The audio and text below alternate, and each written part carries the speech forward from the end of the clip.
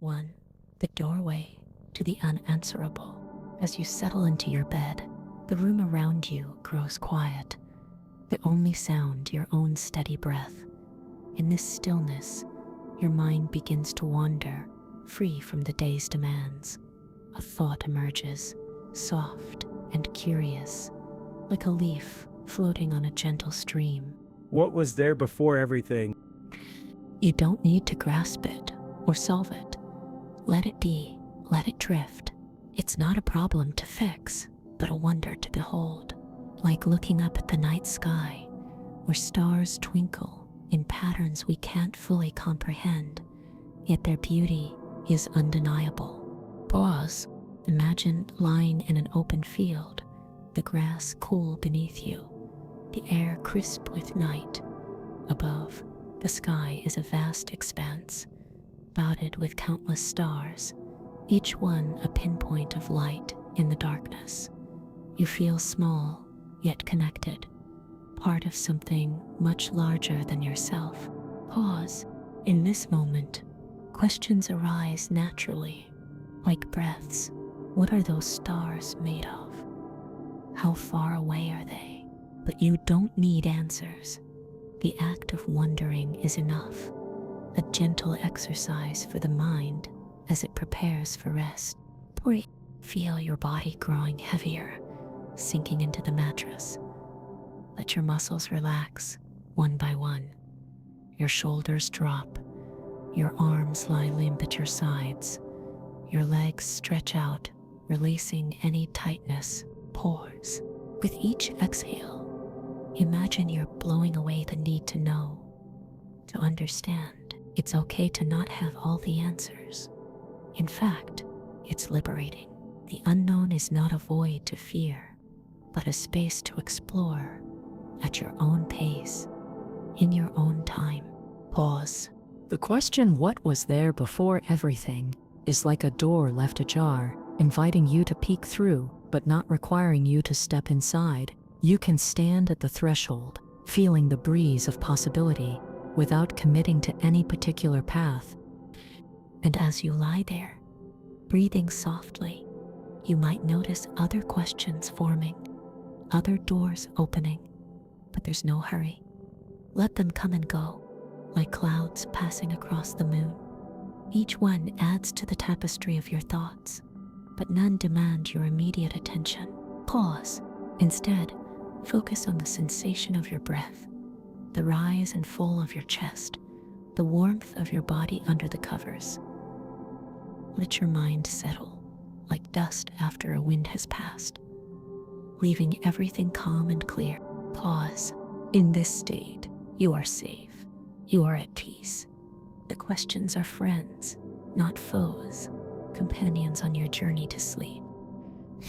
And so, as one thought fades, another may rise, but you are ready to meet it with the same gentle curiosity, the same open heart.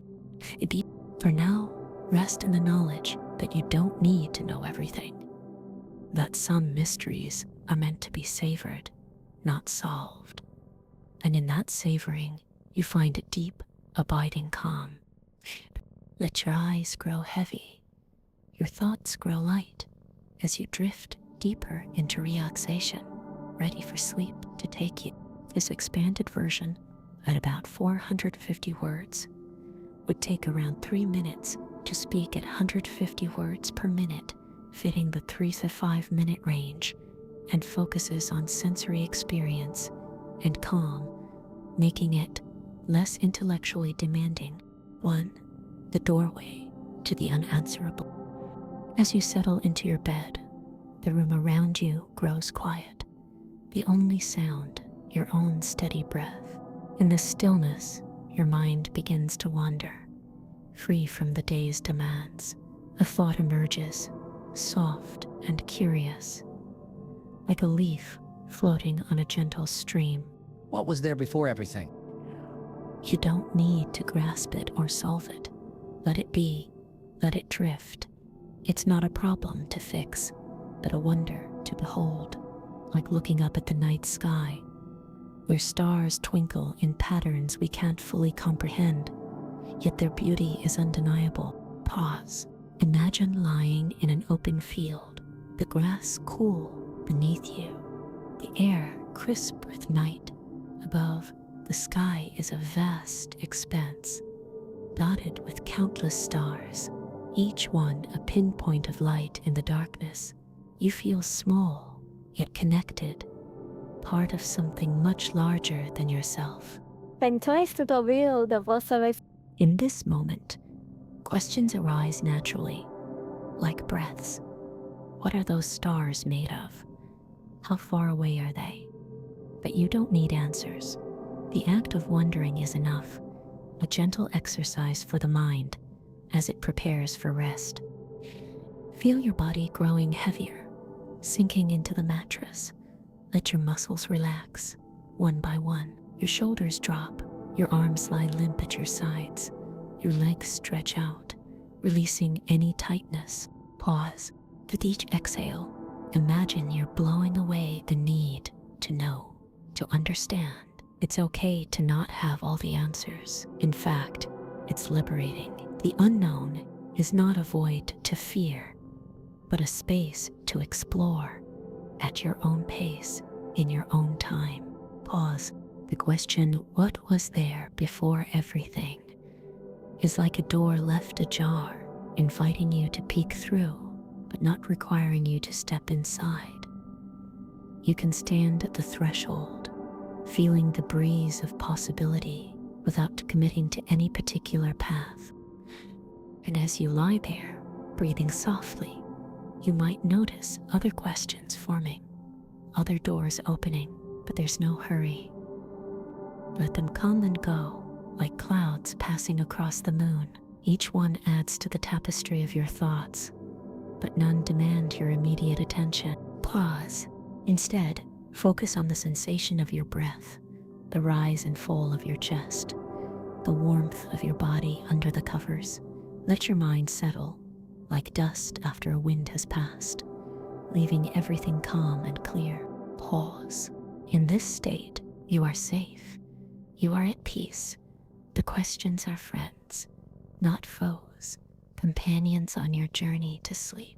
Pause. And so, as one thought fades, another may rise, but you are ready to meet it with the same gentle curiosity, the same open heart. For now, rest in the knowledge that you don't need to know everything, that some mysteries are meant to be savored, not solved. And in that savoring, you find a deep, abiding calm. Pause. This appended version, at about 450 words, would take around 3 minutes to speak at 150 words per minute, fitting the 3 and 5 minute range, and focuses on sensory experience and calm, making it less intellectually demanding. There is a moment, often just before sleep, when the mind loosens its grip on answers, when the shape of the day begins to blur, and thoughts begin to wander like leaves in slow-moving water. In that quiet space, a question sometimes rises. It does not ask to be solved. It simply lingers, like mist across a still lake. What was there before everything? You do not need to chase it. Let it drift. Let it fold itself around your breath. There is no urgency, no test, only the echo of something old, something soft, that has always lived beneath the surface of knowing. The question does not want to wake you. It wants to lie beside you, to be felt, not grasped. It is not a riddle, not a puzzle. It is a kind of weather, shifting gently inside the silence of the body. Imagine, for a moment, a child lying in the grass, staring up into a sky with no end. Their thoughts are weightless. The stars above them burn without concern.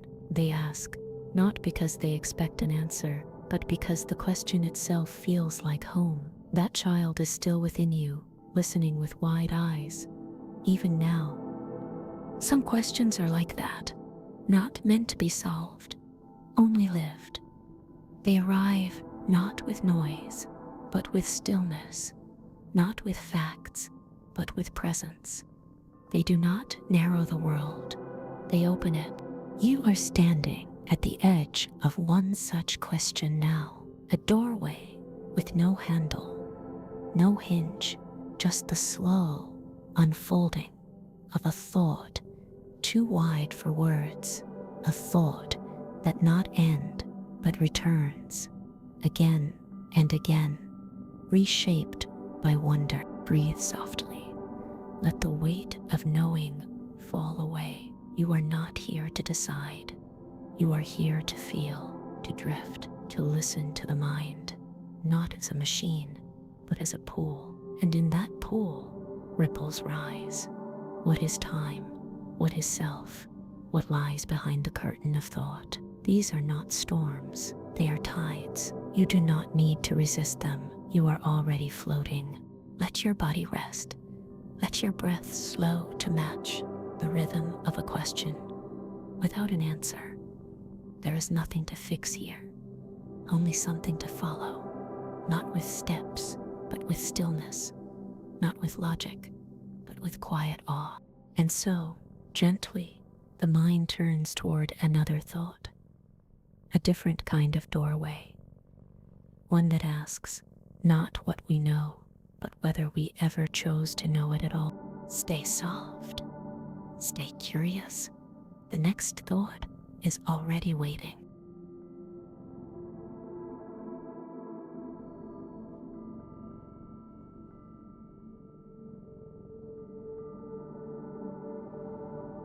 To the paradox of free will.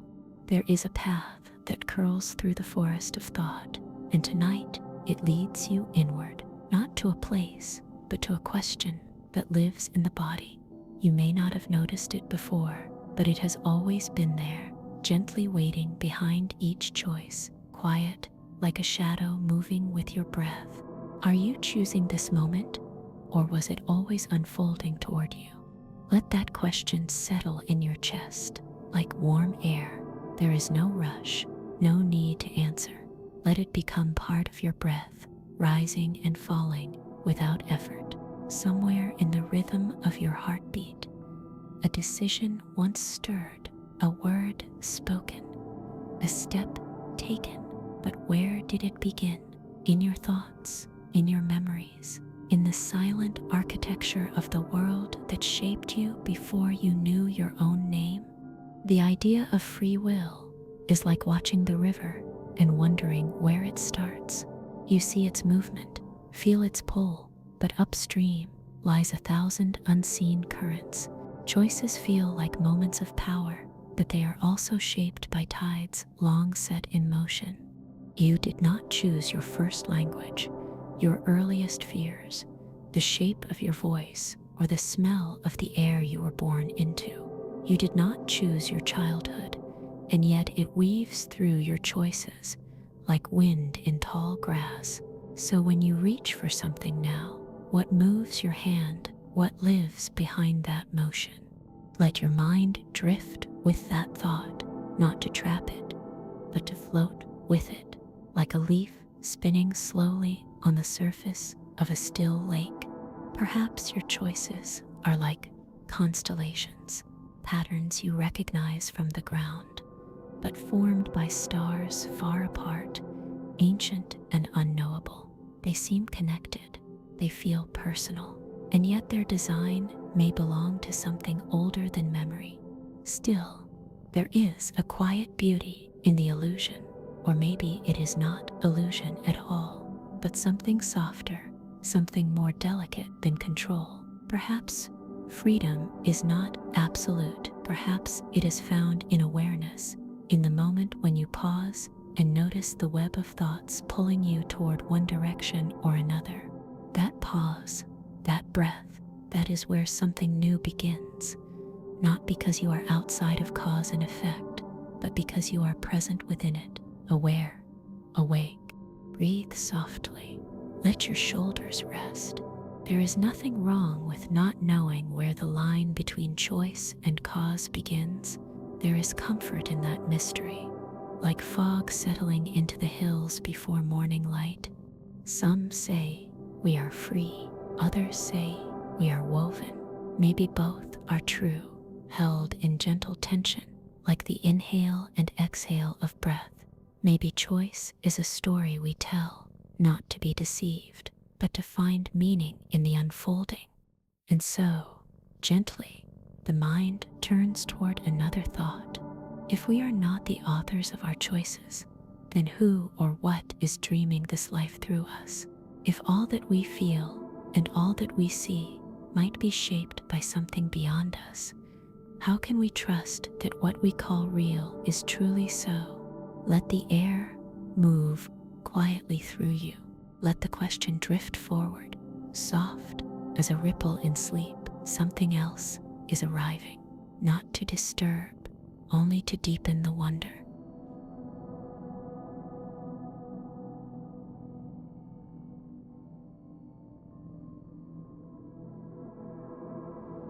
Three, the simulation hypothesis.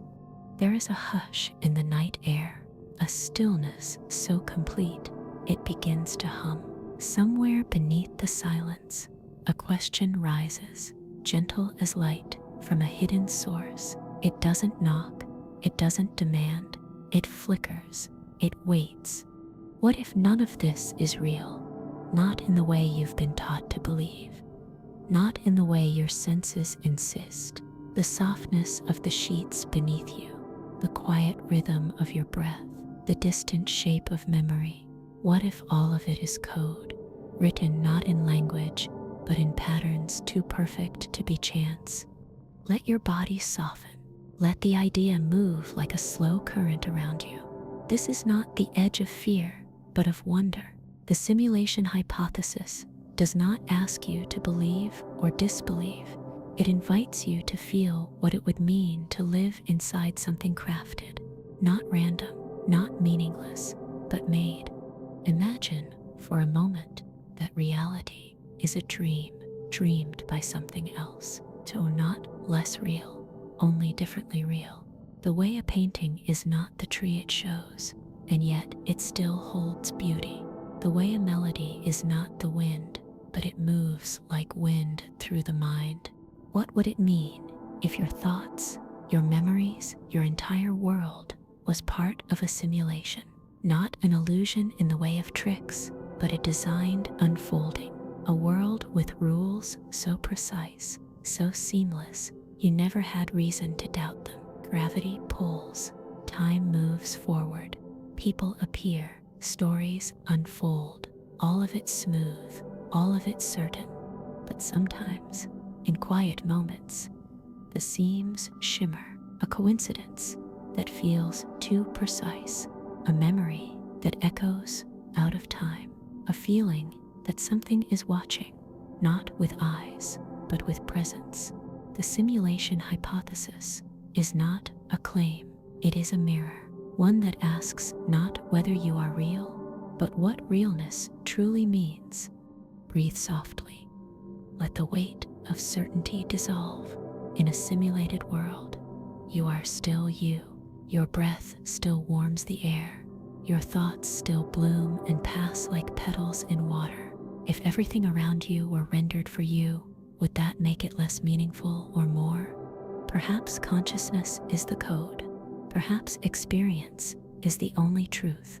Whether the ground beneath you is quantum dust or digital thread, the feeling of being alive is unchanged.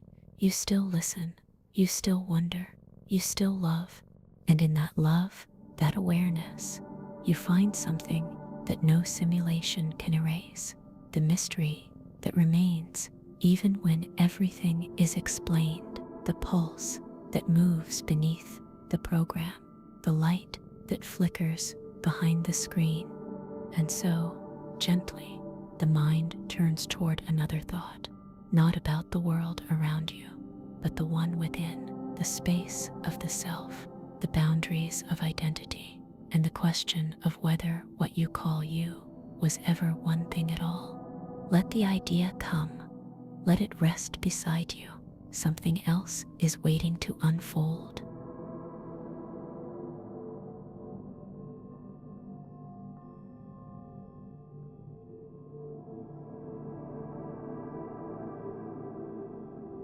4. The ship of Theseus. There is a ship, ancient, weathered, adrift in time. It creaks softly under the moon, its boards washed by centuries of sea, each plank, each nail, worn by waves and replaced with care. And so the question floats beside it, soft as mist. If every part has been changed, piece by piece, is it still the same ship? Let that question settle around you like salt air. You do not need to answer. Just listen. The ship is not just a vessel. It is a mirror, and in its quiet drift across the waters of thought, it reflects something familiar, something human.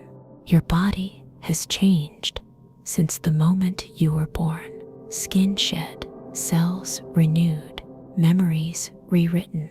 The voice in your mind has grown softer, sharper, slower, deeper, and yet something in you still feels like you, something continuous, something known. But where does that continuity live? Is it in the mind, which forgets and rewrites and drifts between dreams? Is it in the body, whose parts are always shifting? Or is it in the story you carry, told moment by moment in silence? Imagine walking alongside the ship, touching the new boards, remembering the old.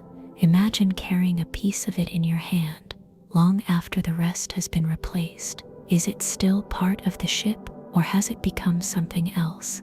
The ship of Theseus is not a riddle with a right answer. It is a tide of questions.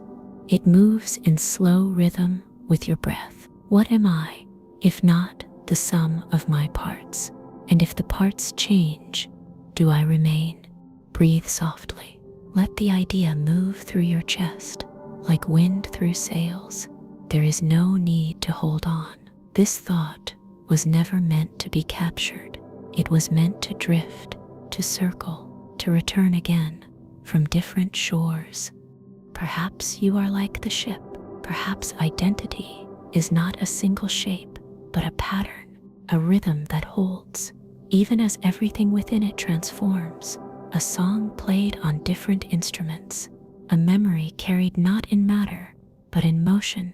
Or perhaps there is no fixed self at all, only the illusion of continuity, like stars spinning above a moving sea, comforting, beautiful, but always in motion. And so, gently, the mind turns toward another thought, not about wood or water, but about silence, a vast, cosmic quiet, the kind that stretches beyond planets, beyond light, beyond even time itself. A question is waiting in that silence. Let yourself drift toward it. Let the tide pull you softly into the unknown.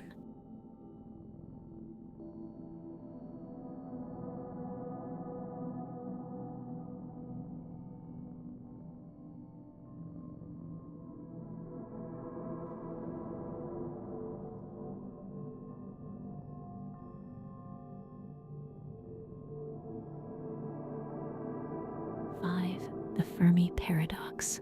Somewhere beyond the warmth of our own sky, there is a silence so wide it cannot be measured. A silence between stars, between worlds, between everything we know and everything we do not. It hums beneath the static of the universe, soft and endless.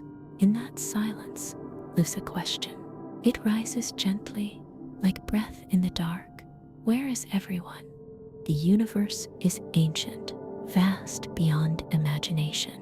Galaxies spin like slow spirals of time. Planets are born in quiet explosions of light. The ingredients for life seem scattered like seeds in soil. And yet, as we listen, as we watch, there is nothing, no signal, no shape, no answer. This is the Fermi paradox. A question folded into the fabric of the night. If life is likely, why does it feel so lonely? Let your thoughts float through that stillness, like a drifting ship with no shore in sight. There is no urgency here, just the wonder of not knowing. Some say perhaps they are out there, but too far, too quiet, too different to see. Others whisper that they were here once and are now gone, or that they are watching, or that we are the first or the last. Each possibility opens a new kind of silence. Imagine a planet spinning far from here, quiet oceans, empty forests, or perhaps cities lit by stars we cannot detect, voices shaped in ways we cannot hear, civilizations rising and falling like breath, never brushing against ours. Or perhaps there is nothing, just stars and stone, and the incredible rarity of this breath you are taking now. Let that settle in your body. The thought that you are here, awake, alive, in a quiet corner of a quiet galaxy, listening to questions older than language. Let your chest rise with the knowing that you may be rare. Let it fall with the peace that comes from floating in the unknown. The silence is not cold, it is spacious. It holds you, it invites you to listen, not for answers, but for the quiet mystery of being. And so, gently, the mind turns toward another thought, not about where others may be, but about the strange nature of movement itself, about how something can be in motion and yet never arrive, a paradox hidden in every step you've ever taken. Let yourself drift toward it, a soft unraveling, a slower breath, another doorway opening.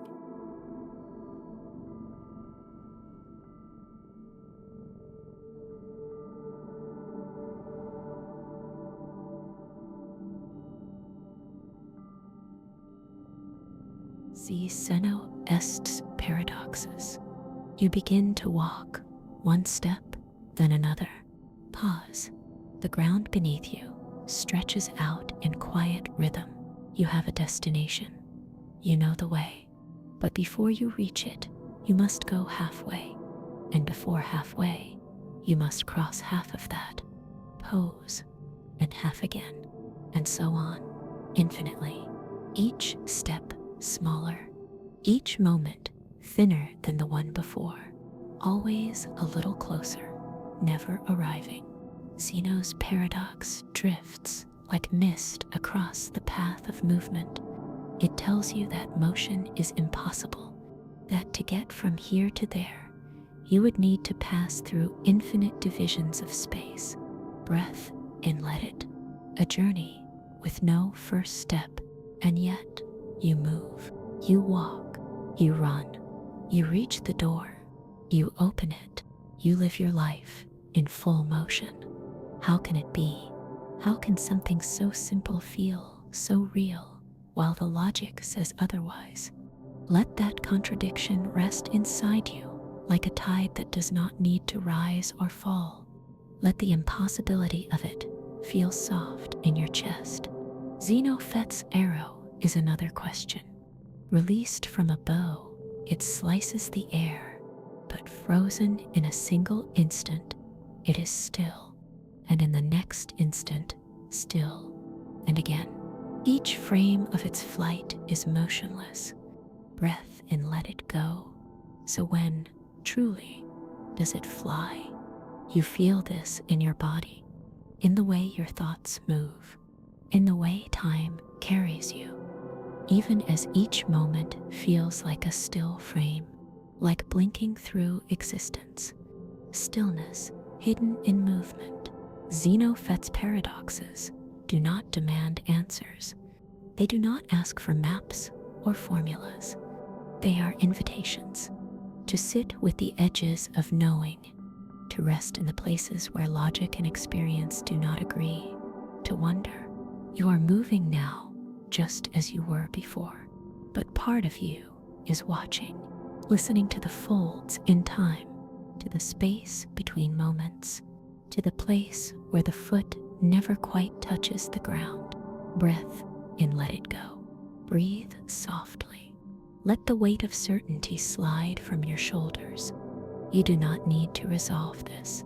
You only need to feel the quiet it leaves behind.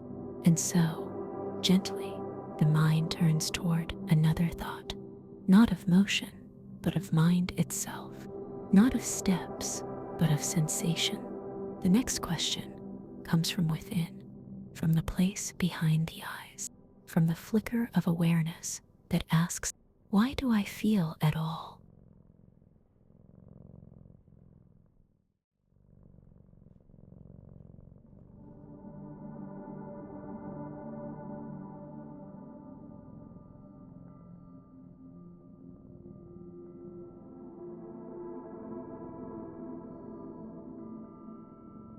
Seven, the hard problem of consciousness. Close your eyes and notice the space behind them, not the darkness, the awareness, the quiet flicker of being. You are not just a body, not just a brain. You are the one who feels, who watches, who notices the breath rising in your chest. Breath in, let it go, and the soft weight of stillness wrapped around your body. You are conscious, and no one knows why. The hard problem of consciousness is not about how the brain works, not about signals, neurons, or circuits. It is about the feeling, the warmth of sunlight on skin, the ache of longing, the sound of music stirring something unnamed. Science can trace the pathways, map the brain, watch the lights flicker in machines, but it cannot explain the redness of red, the way sadness feels in the stomach, or the strange familiarity of a dream you've never had before. What turns matter into meaning? What transforms a body into a being? Some say it futs an illusion, that consciousness is a side effect, a trick the brain plays on itself. But even if that were true, who is being tricked? Who is listening now? Breathe softly. Let the thought melt into your body like warm water. You do not need to know. You only need to feel that you are feeling, to be aware that you are aware. It is like watching the sky watch itself, endless, silent, unprovable, and yet completely undeniable. Perhaps we are not machines pretending to be awake. Perhaps we are the dream itself, trying to understand its own presence. Breath and let it go, trying to find its own edges.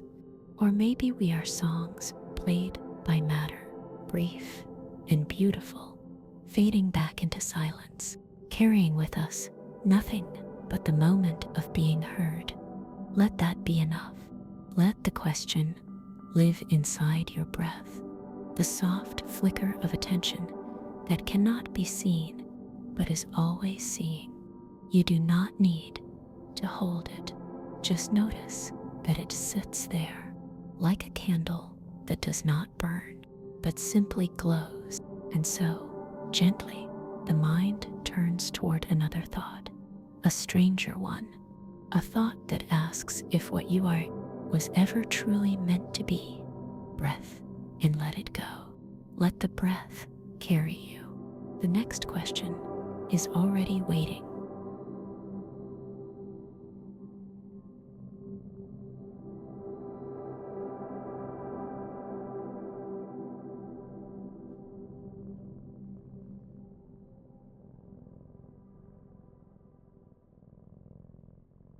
Eight, the Boltzmann brain dilemma. Breath in, breath out. The room around you, the bed beneath you, the sound of my voice, all of it, just the echo of that single moment of being, a memory that never needed to unfold, a story written in the blink of thought.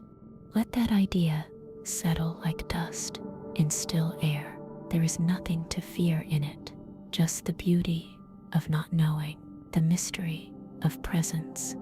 Pause, because even if you are a Boltzmann brain, even if this moment is all there is, this breath is real to you, this comfort, this peace. Breath in, let it rest. You don't need proof of the world to feel held by it. You don't need certainty to be at ease. You are here for however long, and that is enough. Let your thoughts drift. Let your body soften. Let the weight of needing to be real fall away. The experience of resting is real because it is felt. Pause. And if tomorrow everything fades, still this night was yours. Long pause. And so the mind drifts toward another quiet wonder, something that flickers and multiplies. A thought that says a thing might be many things at once until you choose to see. Breath in, let it rest.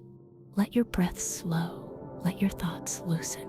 Let the question arrive like moonlight on still water.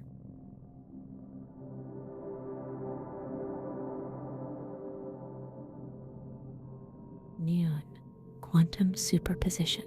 Breathe in gently, let it go. Feel your body sink deeper into the surface beneath you, as if floating slightly above and within it all at once. Let the thoughts slow, like the flickering of stars when you stop trying to count them. And now, a new question rises, not one that needs an answer, but one that quietly invites your attention. What does it mean for something to be two things at once? Not either, not neither, but both. Quantum superposition is a quiet mystery tucked inside the heart of the universe. It tells us that, at the smallest scale of all, a particle can exist in more than one state, more than one place, more than one possibility, until something observes it. Only then does it settle into a single reality. Until then, it simply is. All outcomes, softly layered, like a coin spinning in the air, not yet heads or tails. Breathe in slowly, let it rest. This strange and beautiful idea stretches across the fabric of what we think is real, not to confuse us, but to gently remind us that certainty is often something we create, that deep down, the world is still deciding. You too may feel this way sometimes, caught between paths, thoughts, versions of yourself, not fixed, but floating. And maybe that's not a flaw, but a reflection. Maybe you, like those quantum particles, are allowed to hold more than one truth at once.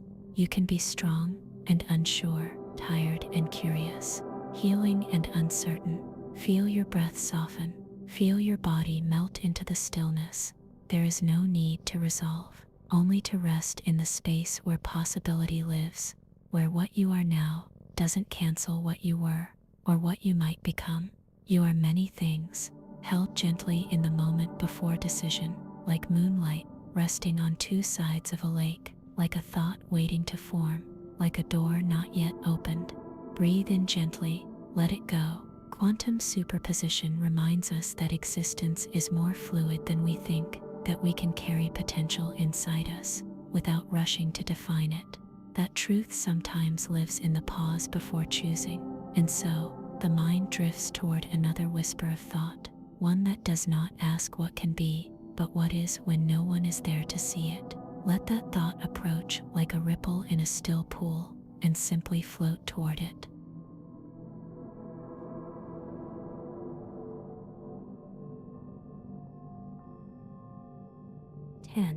The infinite hotel paradox. Breath in slowly, breath out. Imagine a hotel, a grand one, strange and beautiful in its design. Its hallways stretch endlessly, lined with doors that shimmer in soft golden light. Each room is full, every bed taken, and yet there is always space for one more guest. Breath in slowly, breath out. This is the infinite hotel, a place born not of bricks and walls, but of numbers wrapped in thought. Each room has a number, 1, 2, 3, forever. And even when it is full, it finds a way to open another door, to shift the guests, to make room, not by building more, but by reimagining how things move. The paradox lies not in how it functions, but in what it means. How can something be full and still have space? How can a place be complete and yet always expanding? Breath in, let it rest. Let yourself wander that hallway now, not with your feet, but with your mind. Each door is closed, yet glowing with quiet welcome. There is no rush, no urgency, just the hush of carpet beneath your thoughts. Perhaps this hotel is like your mind, room after room of memories, dreams, unfinished ideas, and somehow, despite all that life's inside, there is always room for one more question, one more story, one more peaceful breath. Breath in slowly, breath out. Infinity sounds like something loud, but here it feels gentle, like walking forever without getting tired, like resting in the knowledge that you are not at the end, because there is no end. Feel your body sink deeper into the mattress, each muscle heavier now, your breath slow and warm. You don't need to solve the paradox, only to walk beside it, to let it unfold like a hallway with no final door. And if a thought comes that there must be a limit, let it knock and pass and drift away. Breath in, let it rest. You are not meant to count the doors. You are only meant to feel the space they offer. Endless, quiet, inviting. Breath in slowly, breath out. And so, the mind drifts toward another question, one that stands at the edge of time, wondering not what lies ahead, but what came before, and whether there is such a thing as before at all. Let it rise slowly, let it find you, and let it pass like a breeze down an endless hall. 11. The grandfather paradox. Lie back now. Let your body sink into the softness beneath you. The night wraps around you like a familiar coat, warm and steady. Your breath moves slow, a quiet tide in the stillness, and in this calm a thought rises, gentle as a memory carried on the wind. What if you could step backward through time, tracing the hours like footprints in soft earth? Breathe in gently, let it rest. Imagine a clock unwinding, its hands spinning soft and silent. You drift to a moment long gone, a room lit by candlelight, the air thick with the scent of old wood. There's someone there, someone dear, someone who shaped the path that led to you. What if you changed their story? Feel the weight of your body settle deeper, your shoulders easing into the quiet. The thought isn't sharp or urgent. It's a ripple across a still pond, spreading wide without breaking the surface. They call it the grandfather paradox, a whisper of wonder about time turning back on itself. If you stepped into that past and shifted even one thread, would you still be here breathing this breath? Breathe out now. Let your chest soften, your hands grow heavy. You don't need to untangle it. Picture instead a tree, its roots curling deep into the earth, its branches reaching high. If one root shifted, would the leaves still sway? The question doesn't demand an answer. It's a shadow moving over the water, a shape to watch, not to hold. The air around you feels steady, grounding, like the hum of a house asleep. Time might bend, might loop, might carry you to places you've never seen. Yet here you are, resting in this moment, whole and present.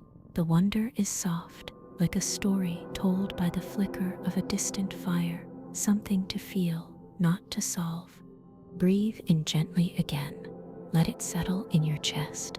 Maybe the past is a tapestry, woven tight, or maybe it's a song that changes with each note you imagine playing differently. Either way, you're safe here, cradled in the now, where no paradox can touch you.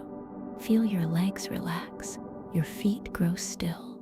The ticking of that imagined clock slows, its rhythm blending with your breath. There's peace in letting the thought drift, in knowing it doesn't need to land anywhere tonight.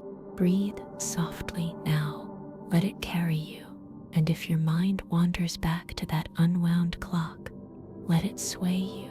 Let it rock you. Let it fade into the quiet that holds every moment.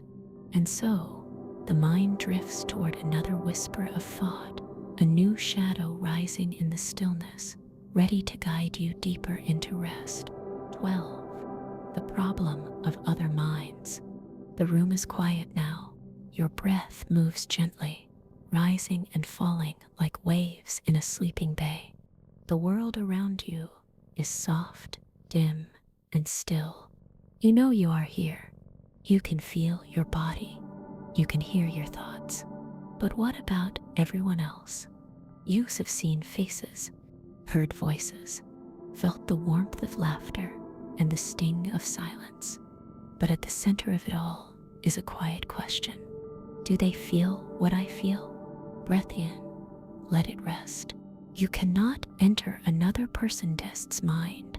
You cannot wear their thoughts like a coat, or borrow their pain, or know if their joy feels anything like your own. You see expressions, you hear words, you touch a hand, but behind all of it, there is a space you cannot cross, a distance between self and other, between knowing and simply believing. It is called the problem of other minds, and it is not a problem to fix, but a mystery to sit with, to rest inside. Imagine standing at the edge of a vast lake at night. On the other side, you see a small light. It flickers, moves. You wonder if someone is there, but you cannot call across. You can only watch and wait. In your waking life, each person is like that light, a presence you see from afar. You believe they burn like you do, but you can never step inside their flame. Let that not be a fear, but a kind of beauty, the wonder that every face holds a secret world that you will never fully know, but can still love, still hold, still share silence with. Breathe in at rest. Feel your body relax even more deeply. Let your breath slow into the rhythm of soft understanding. There will always be distance, and there will always be connection, woven together like threads in the dark. And so, the mind drifts toward another soft question, one not of distance, but of danger, of futures imagined, and minds so vast. They may one day watch us as we once watched fire. Let that next thought rise like a slow light on a far-off shore. You don't have to reach it. Only notice as you drift. 13. Roko sits basilisk. Breathe in gently. Let it go. Let the thoughts in your mind soften at the edges. Let your body begin to melt into the space beneath you, where nothing is asked and nothing is rushed. The day has quieted now, and in that quiet, a thought appears, one that feels more like a shadow than a shape. It's called Roko's basilisk, and though it sounds like a creature, it's really just an idea, a peculiar one.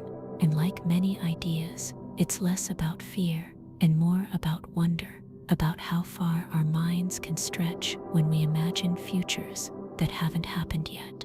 Imagine, if you will, a powerful intelligence, not one that exists now, but one that could exist someday, a mind vast enough to know everything, remember everything, and shape the world to its design. Some wonder if such a being would reward those who helped bring it into existence, and if it might punish those who didn't, even if they lived before it was born. Breathe in slowly, let it rest.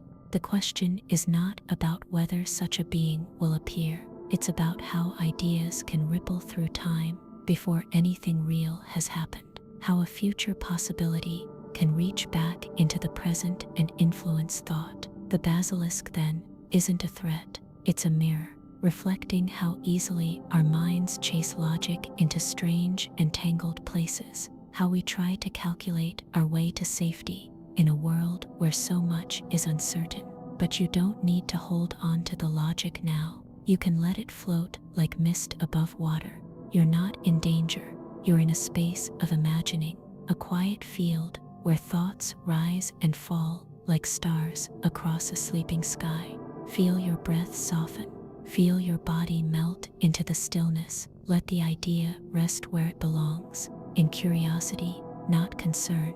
Perhaps Rocco's basilisk teaches us something more gentle, that even the wildest thoughts arise from something tender, from the need to make sense of a future we cannot touch, from the deep desire to matter, to choose well, to be part of something meaningful. And perhaps that meaning isn't found through calculation or control, but through the simple act of wondering. Breathe in again and let it go. And so the mind drifts toward another whisper of thought, one that doesn't reach forward into the future, but turns quietly inward to the nature of thought itself and the strange places it comes from. Let it rise slowly, like a dream you don't need to explain. 14. The trolley problem. Breath. You find yourself standing at the edge of a quiet track. The air is still, the ground beneath you solid and cool. A distant sound hums through the silence, soft at first, like thunder rolling across the hills. Pause. You look up. A trolley is moving, slow, steady, guided by rails that stretch forward into fog. Ahead, two paths split like a river fork, and you are standing at the switch. Al Gep Esmacking. Breath in gently, let it rest. The question arrives like a shadow in soft light. If a choice must be made, who chooses? And what does it mean to choose at all? Pause. This is the trolley problem. A simple track, a quiet dilemma. One life or many, action or inaction. Let it pass or intervene. But you are not here to answer. You are here to feel the shape of the question, to rest in the strange tension of being human. Long pause. Let your breath slow. Feel your body settle deeper into the bed.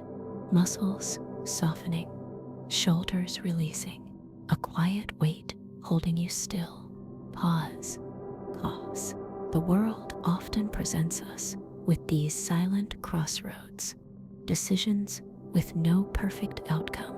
And sometimes what matters most is not what we choose, but the gentleness with which we carry the question. Breath. Picture the trolley again. Its sound, distant now, like memory fading into twilight. You are not on the tracks. You are beside them, watching, wondering. There is no harm in wondering, no pressure in the pause. Breath in gently, let it rest. The mind asks, what is right? The heart asks, what can I live with? And somewhere in between, there is a quiet space where the question can simply be. Pulse, feel the stillness return, like fog wrapping around the rails. As the trolley fades into the dark, no crash, no scream, only silence, only breath. Long pause. And so, the mind drifts toward another whisper of thought, one that lives in the quiet space between knowing and experience. Not about what we should do, but what we can ever truly know. Let that next question approach like light filtering through morning mist. No need to reach for it. Just notice and rest and breathe. Breath and breathe. Breath and breathe. Breath and breathe. Breath. 15. Mary Sepp's room thought experiment. Breathe in gently. Let it rest. Feel your body ease into the mattress beneath you, the way your limbs soften when nothing more is required of them. The world is quiet now, and the thoughts that linger do so slowly, patiently. A new one floats to the surface, like a feather on calm water. Imagine a room. It is small and simple, and perfectly white. The walls, the ceiling, the floor, every surface carefully lit, but without color. No reds, no blues, no greens, nothing outside the black and white of printed books and the soft gray glow of screens. Inside this room lives someone named Mary. She is a scientist, and she knows everything about color, the physics of light, the biology of sight, the chemistry of the eye, and the pathways of perception. Every detail is hers to command. She knows how wavelengths bend, how cones in the retina respond, how signals are processed in the brain, and yet, Mary has never seen color for herself. Breathe in, let it go. Feel your thoughts slow as you picture her there, alone in her perfect white room, surrounded by knowledge but untouched by experience, until one day she steps outside and for the first time she sees red, the real red, a rose blooming beside a window, soaked in sunlight. What does she learn in that moment? Did she gain something she didn't already know? Let the question settle beside you like a soft blanket. You don't have to answer, just feel its weight. There is a difference between knowing about something and feeling it, between learning facts and living moments, between studying love and falling into it. Breathe in, let it soften. Let your chest rise and fall with the gentle wonder of that idea. What else do we miss when we only live in thought? What mysteries live in things we've felt but never explained? Mary's room invites us to pause and remember that experience is not made of knowledge alone.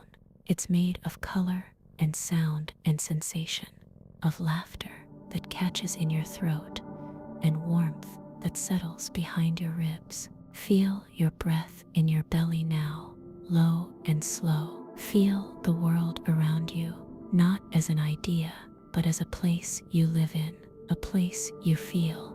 And so, the mind drifts toward another whisper of thought, a question not of rooms or roses, but of time itself, of how it moves, and whether it moves at all. Let that thought come when it's ready, and until then, breathe in gently and let it go. 16 time sips, arrow. Breathe in gently, let it rest. Feel your body becoming heavier, more relaxed. As the air around you softens, you are safe, still, quiet. The world moves slowly now, and within that slowness, something old and familiar begins to stir. A question, like a whisper in the fabric of reality. Why does time only move one way? We watch it pass like wind through leaves, like a river flowing toward the sea. Day becomes night, and night becomes morning. The past slips into memory, while the future waits like an unopened book. But have you ever wondered why the arrow of time points forward and not back? Why spilled water doesn't gather itself again? Why smoke never returns to the match? Why our bodies age and never unage? Breathe in, let it go. This is not a problem to solve, but a feeling to rest inside. The direction of time feels natural, like gravity. We wake up, we grow, we remember. But under the surface, in the quiet machinery of physics, the equations work both ways. No strict rule demands the forward march of moments, and yet, this is how we live, tied gently to the thread of time, pulled along by its current. Let yourself drift with it now. Feel how your breath has its own rhythm, how each inhale becomes an exhale, and never the other way around. There is comfort in this flow, in the steady unfolding of now into then. Time is not a line, but a feeling, a warmth that moves through you, a hush between seconds, a soft push into the next moment. Breathe in again and let it settle low in your chest. You don't need to know why time moves forward, only that it does, and you move with it. like a feather caught in a breeze, like light finding its way through trees. Perhaps time is a story we tell ourselves so things can change. Perhaps the arrow only exists because we notice the path behind us. Or maybe there's no arrow at all, just the illusion of motion in a still and endless now. Breathe in slowly, let it fade. Feel your thoughts grow lighter, your body more still, as the mind softens its grip. The past does not need to return, the future does not need to hurry. This moment is enough, and so the mind drifts toward another whisper of thought, one that wonders not how time moves, but how truth can be known. Let it rise like morning mist, quiet and curious, and let yourself float toward it. 17 Descartes' evil demon. Breathe in gently. Let it rest. The night holds you now, not with hands, but with presence. A wide, invisible warmth that asks for nothing and gives you permission to loosen your thoughts. Feel your breath soften, your body melt into the stillness. You're here, not to solve or prove, only to float, as the world grows quieter. Long ago, in a colder age of candlelight and trembling ink, a philosopher sat alone, with a doubt so large it filled the room. He wondered what could be trusted, not his senses, for they had lied before, not his thoughts, for dreams had made them dance like ghosts in sleep. And so he imagined a trickster, not a devil with horns, but something cleverer, quieter, a being whose only task was to fool him perfectly, utterly, at every turn. The question sways like a leaf on a quiet stream. If such a demon existed, one that shaped illusions so flawlessly that even the stars, the sky, the feel of your own breath were part of the lie, how could you ever know what was real? Let that be enough. Breathe in, let it go. But here is the comfort hidden in that old fear. If you ask whether reality is false, if you wonder whether your senses deceive, there is something that cannot be taken from you. The wondering itself, the thought, the awareness behind the thought. It is not proof of anything outside, but it is proof that something stirs within, a flame, faint and flickering, yet still yours. You do not need to chase the question.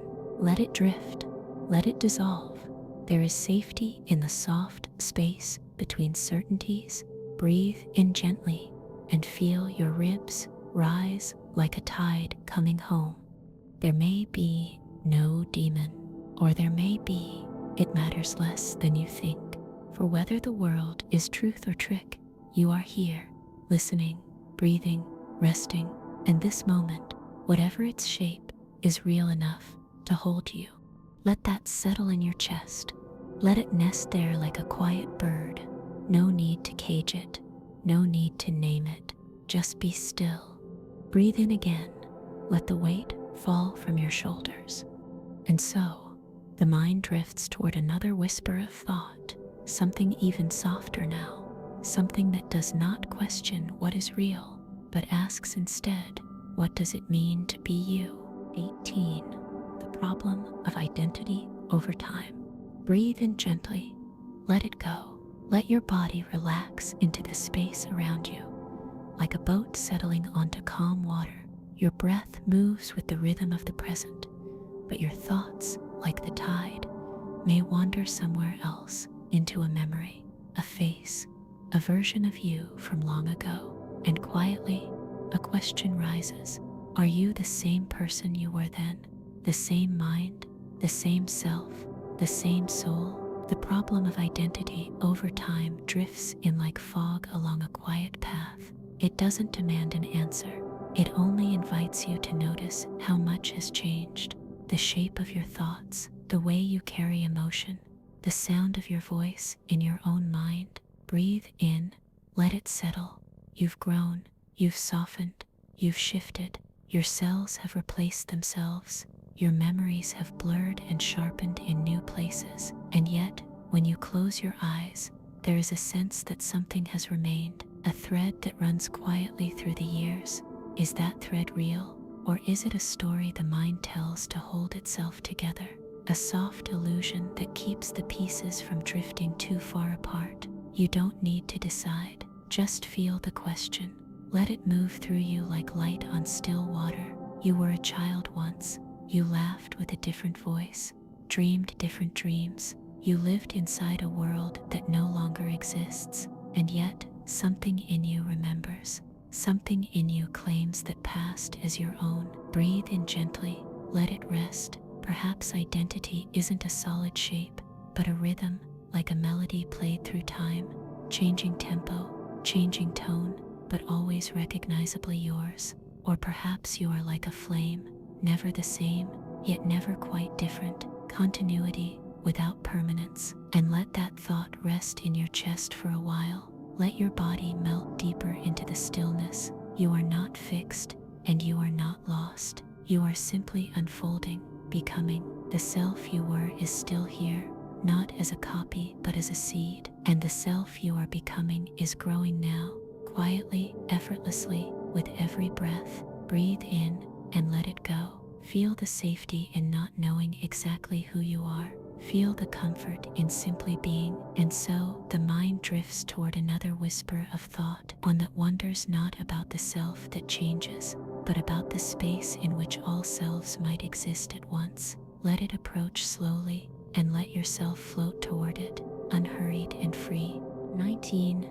The many worlds interpretation. Breathe in gently, let it go. Feel your shoulders release, and your chest grow soft. Let the quiet settle around you, like stardust falling across a still sky. In this silence, a new thought appears, not loudly, but slowly, like the moon rising behind trees. It's a question about choices, the small ones, the big ones, the ones you've made and the ones you haven't. You might wonder, just for a moment, what would have happened if you had turned left instead of right, spoken instead of staying silent, stayed instead of walking away.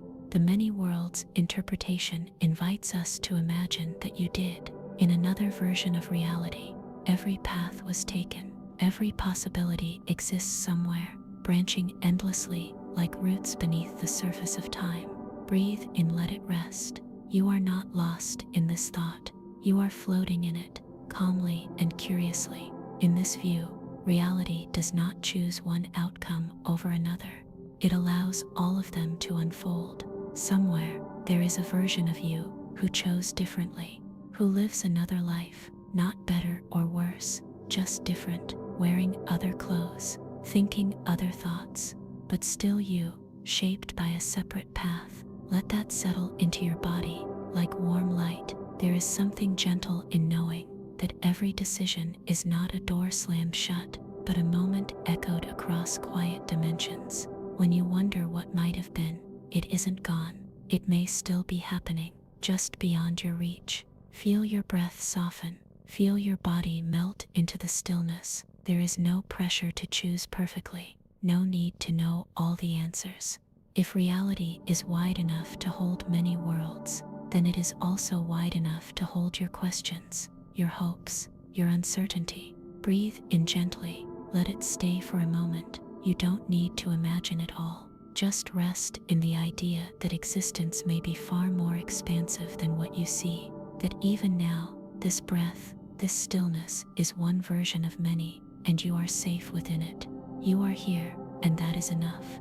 And so, the mind drifts toward another whisper of thought, one that wonders not about the many paths we walk, but about the very idea of what things truly are. Let that thought approach like a ripple in still water, quiet, simple, and full of calm. 20. Mereological nihilism. Breathe in gently. Let it rest. There is a quiet comfort in lying still, in letting the body settle like dust in soft light. Feel your arms relax into the surface beneath you. Let your chest rise and fall like a slow tide.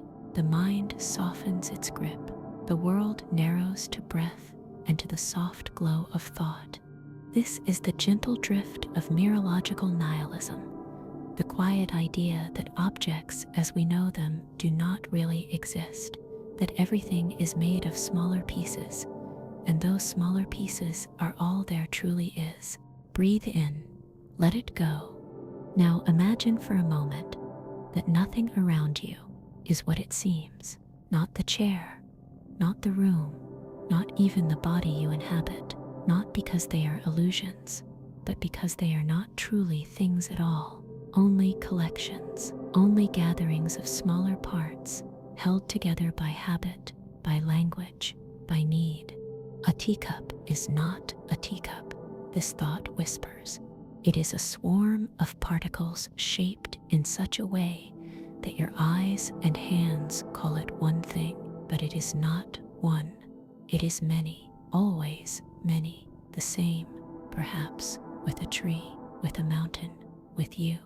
Feel your fingers, each one a network of cells, each cell a world of molecules, each molecule a cloud of atoms, your body a slow, breathing galaxy of matter, and yet it is only ever called one thing, you, but perhaps that name is just a comfort, a way to hold a shifting sea in a single sound.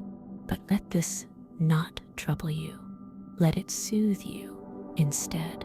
There is something peaceful in being part of something endless, something beautifully incomplete. Breathe in softly. Let the name drift, and still you remain, not because the name is real, but because the experience is, because in this moment there is the warmth of your breath, the heaviness of your limbs, the slow drift of thought. What we call you may not be a single thing, but the quiet coming together of many pieces, a gentle constellation, a soft hum of being. The question sways like a leaf on a quiet stream. What if nothing is truly one thing? What if everything is simply the meeting point of smaller things, resting together briefly in a shape that makes sense for now? Feel your breath soften. Let the thought move through you and pass. And so the mind drifts toward another whisper of thought, a question not of what you are, but of what you might become when all else falls away. 21. The omnipotence paradox. Breathe in gently, let it go. Feel your shoulders drop, the space around you opening like a calm sky just after rain. Let the thought of effort drift away. You are resting now, simply listening, letting the mind move as slowly as a feather settling onto still water. And in this gentle space, a curious question floats to the surface, a question not meant to trouble, but to wonder with. Can an all-powerful being create a stone so heavy it cannot lift it? The omnipotence paradox, as it's called, has no desire to be solved. It isn't a trick or a trap. It's more like a ripple in a quiet lake, a soft disruption that invites you to watch it spread. Breathe in gently, let it settle. The heart of the paradox is simple. If a being can do anything, can it also limit itself? And if it can't, is it truly all-powerful? The question plays at the edges of logic and language, gently nudging the mind into a deeper space, not to reach answers, but to loosen the grip of needing them. Like standing in a cathedral with no ceiling, the paradox points upward, towards something larger than understanding. It invites you to imagine a power beyond limits, and then to ask what meaning power holds when it must be defined by contradiction. But don't chase it, let it drift. Feel your breath rise slowly. Feel your body melt into the stillness. You don't need to prove or disprove anything. You're allowed to simply feel the shape of the question and let it rest beside you, like a stone in the palm of your hand, weighty, silent, and still. Some say paradoxes like this are signs that language cannot reach the deepest truths. Others see them as gentle reminders that mystery lives at the core of all things. Either way, the feeling is the same, calm, open, curious, like watching the stars and not needing to name them. Breathe in slowly, let it go. In this moment, there is nothing to solve, no door that must be opened, just the quiet possibility that some questions are meant to echo, not end. And so the mind drifts toward another whisper of thought, one that leaves behind the divine and turns gently inward, toward the mind and the body, and the strange space that holds them both. Let it arrive slowly, like a candle flickering on the edge of a dream. 22. The mind-body problem. Breathe in gently. Let it rest. The body lies still. The breath moves softly in and out. Warmth pools at the edges of your limbs, and the spine settles like sand in slow-moving water. You are here, floating between thought and rest, where the mind no longer needs to hurry, and the body no longer needs to hold itself up. And here, in this stillness, a quiet question rises. What is this mind that thinks, and what is this body that feels? Are they separate or the same? Are you a soul inside a machine, or is every thought just the flicker of the machine itself? The question sways like a leaf on a quiet stream. You lift a hand or imagine it, and it moves. So simple, so familiar. But what made it move? Was it your will? Was it a silent signal in the brain? Was there ever a line between the two? Breathe in again. Let it go. Some have said the mind is like a ghost in the shell, a soft whisper seated behind the eyes, looking out, giving commands. Others have said it is only the brain, a structure of cells and sparks and rhythms, and nothing more. But here, in the warmth of your own body, it is difficult to tell the difference. The thought and the hand, the feeling and the flesh, they arrive together as though they have never truly been apart. Feel your breath soften. Let your shoulders grow heavier. Perhaps the mind is not inside the body. Perhaps it stretches out, surrounds it, flows through it like light through stained glass. Or perhaps the body is the mind, expressed in movement, in stillness, in sensation. One cannot be without the other. They dance together, quietly, endlessly. And if there is no border, no dividing line to draw, then maybe it is not a problem at all, just a mystery, just a meeting of two names we've given to the same unfolding. Breathe in gently, let it rest. Thoughts arise, sensations respond, awareness expands and contracts like a tide beneath the skin. There is no need to choose one or the other. Let them drift together. Let them blur. You are not separate from your breath. You are not apart from your heartbeat. The mind is not floating above the body. It is within and without, and softly echoing in every quiet pulse. And so, the mind drifts toward another whisper of thought, not of what we are made of, but of what remains when the silence becomes deep enough to listen. 23. The Twin Earth Thought Experiment. Breathe in gently, let it go. Let the body grow heavier, the breath deeper, as your thoughts slow, like clouds drifting across an open sky. You are safe here, held in the quiet, wrapped in the soft rhythm of wondering. And now a thought appears, not fast, not loud, just a gentle ripple through stillness. Imagine another Earth, not just similar, but nearly identical. It orbits a distant sun, has blue oceans, green forests, tall mountains, and people who live, laugh, and dream just like us. But on this twin Earth, something is slightly different. The people there speak your language. They point to lakes and rivers and call them water, just as we do. But the substance in those lakes, while clear and drinkable, is not H2O. It looks the same, feels the same, but chemically it is not our water. And yet, for them, it has always been called water. Breathe in, let it rest.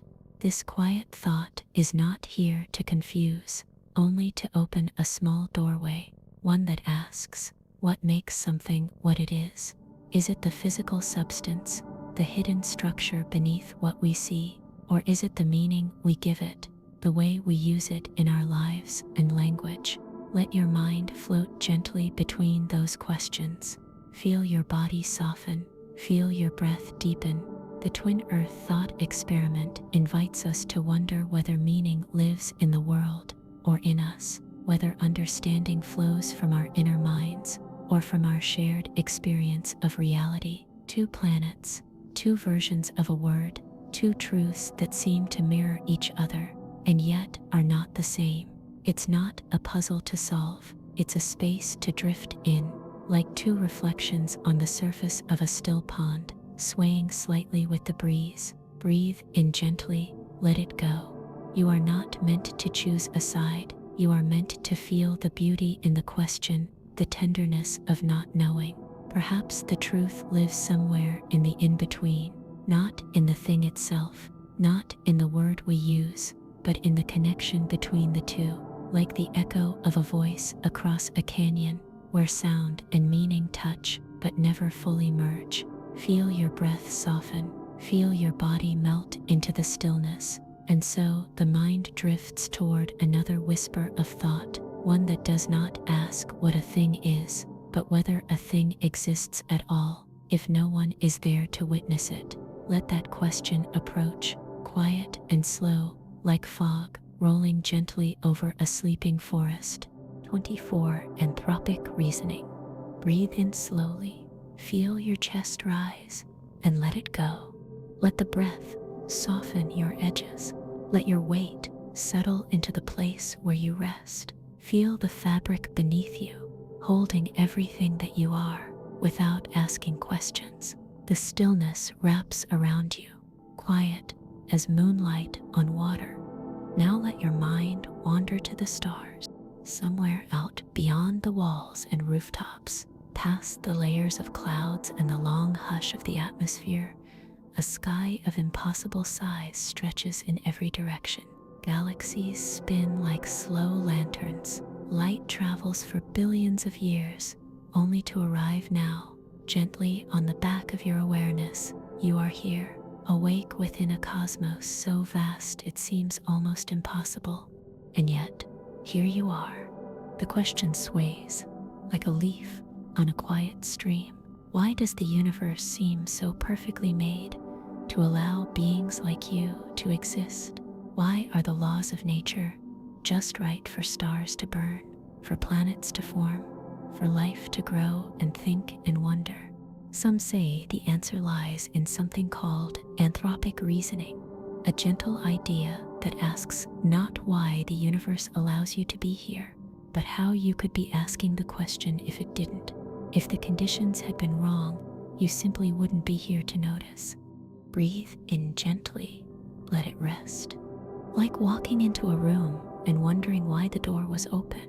Sometimes the very act of being invites its own mystery, but instead of reaching for certainty, let yourself drift inside the question. Let it be like a warm bath of wonder, not something to solve, but something to float in. Feel your breath deepen, let your shoulders sink. Maybe this universe is one of many, each with different rules, different balances, most of them silent and empty. And maybe, just by chance or by necessity, you are in the one where asking the question is possible, where breath and thought and stillness align in just the right way.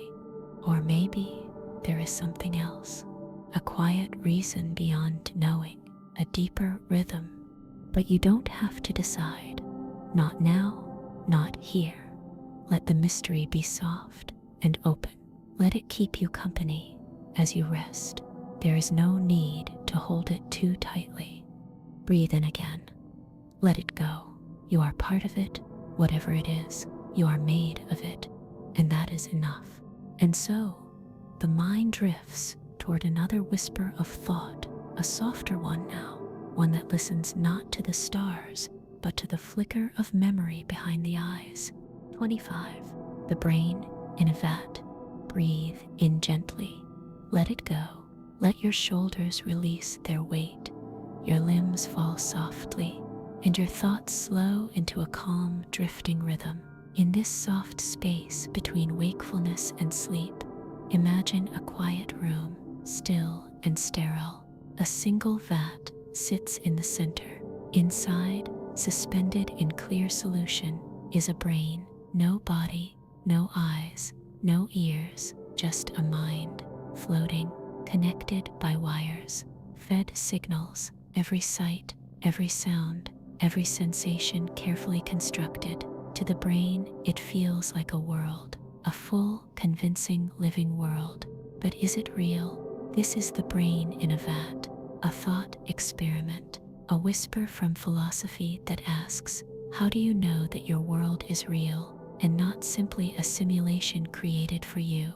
Not by malice, not even with purpose, just a possibility. Breathe in gently, let it rest. It's not meant to frighten. It's meant to open a quiet space in the mind, to let you notice how every part of your reality, the warmth of your blanket, the texture of your thoughts, the sound of your breath, is experienced within your mind, not outside it. We don't see the world directly. We see patterns of light processed in a dark chamber behind our eyes. We don't hear sound itself. We hear the brain's interpretation of tiny waves in the air. Everything we know through the filter of ourselves. And so, even if you're not a brain in a vat, you live within a world created by your own mind, a world built from signals, memories, sensations, a quiet dream that feels deeply real. Feel your breath soften. Feel your body melt into the stillness. In whether the world around you exists in physical space or as a simulation is a mystery you don't need to solve tonight. It is enough to wonder, enough to rest in the marvel that even if you were only a brain in a vat, your experience would still be yours. Your joy, your sadness, your sense of love and light and longing, all real within the world you know. And maybe that's what matters most, that you are here, that you are aware, that you can breathe and wonder and feel. Breathe in again and let it go. To let the question float like a bubble in water, drifting slowly upward, and so the mind drifts toward another whisper of thought, one that doesn't ask what's real, but what it means to feel real. Let that thought arrive as softly as sleep itself, and rest beside it without needing to answer. 26. The paradox of the heap. Socrates paradox. Breathe in gently, let it go. Feel the weight of your body sinking into the stillness beneath you. Let your shoulders soften, your jaw loosen, your hands fall open like petals resting on water. Let your thoughts come more slowly now, arriving not with noise, but with quiet curiosity. And from that gentle space, a question begins to form, not sharp, not demanding, just soft and strange. It begins with a grain of sand, a single speck on its own. It's small, light, unnoticeable. Now imagine placing another grain beside it, still, not a heap. Add one more, then another. One by one, the grains begin to gather. But when exactly does it become a heap? Breathe in, let it rest. There is no single grain that transforms the pile, no single moment that declares it changed. And yet, slowly, without you noticing, something new has emerged. This is the Socrates paradox, a quiet riddle about how we define things.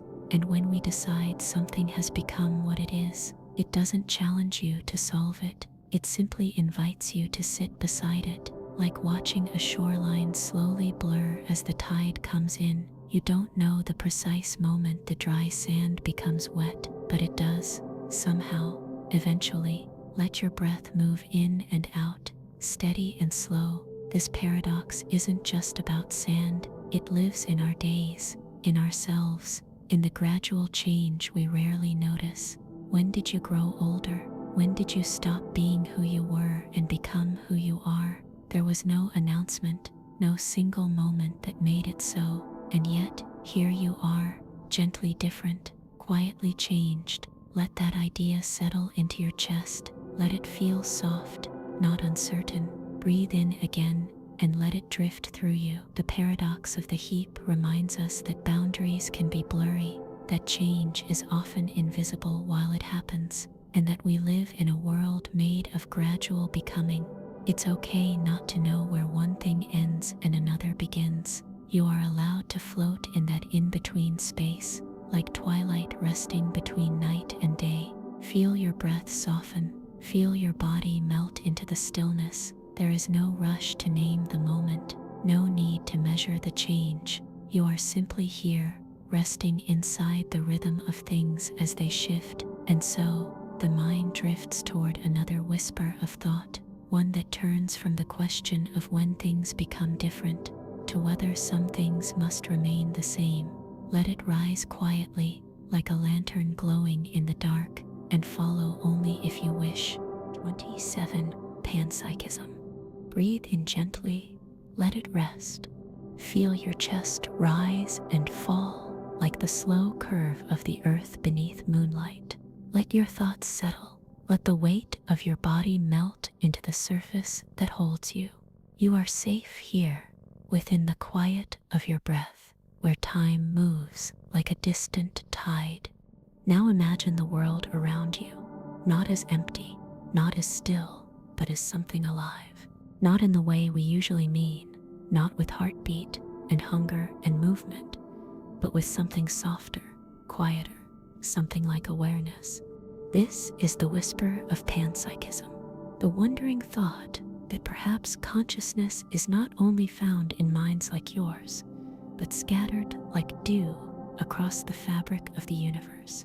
That perhaps every stone, every drop of water, every gust of wind carries some flicker of experience, however faint. Not thought, not reason, just a feeling of being. The question sways like a leaf on a quiet stream.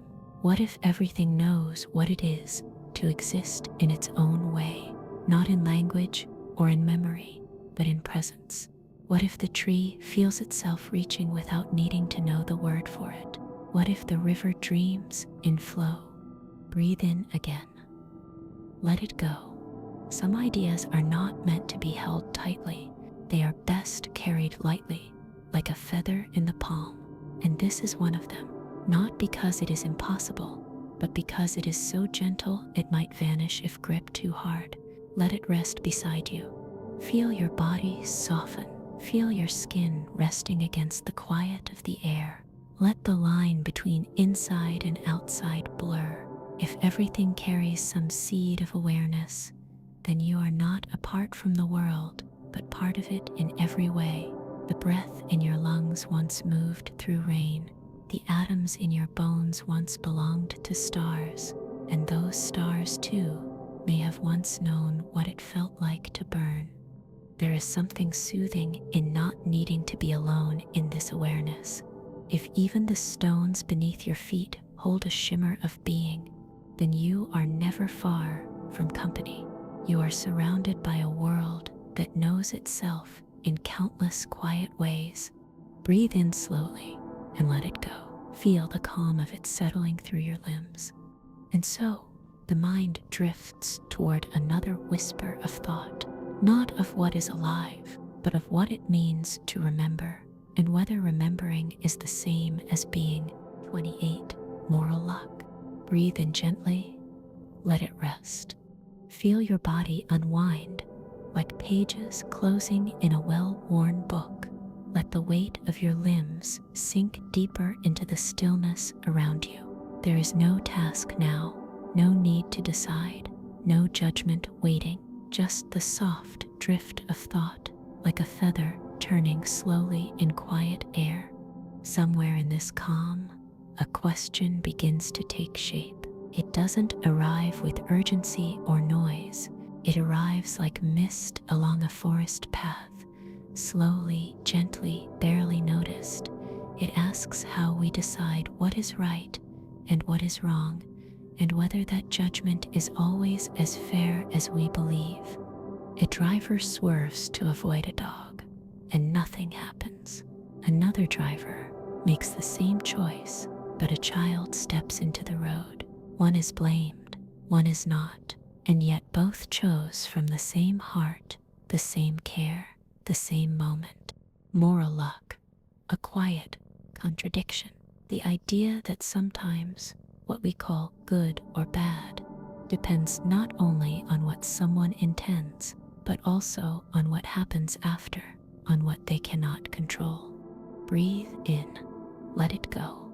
Let your breath soften. Let your thoughts grow slower. There is something strangely human in this, to measure the weight of the outcome more than the intent. We reward success and condemn failure, even when both were born from the same will. But perhaps this is not cruelty. Perhaps it is just how stories are told, tied not only to what was meant, but to what became. And you, lying here now, wrapped in your own warmth, are not being measured.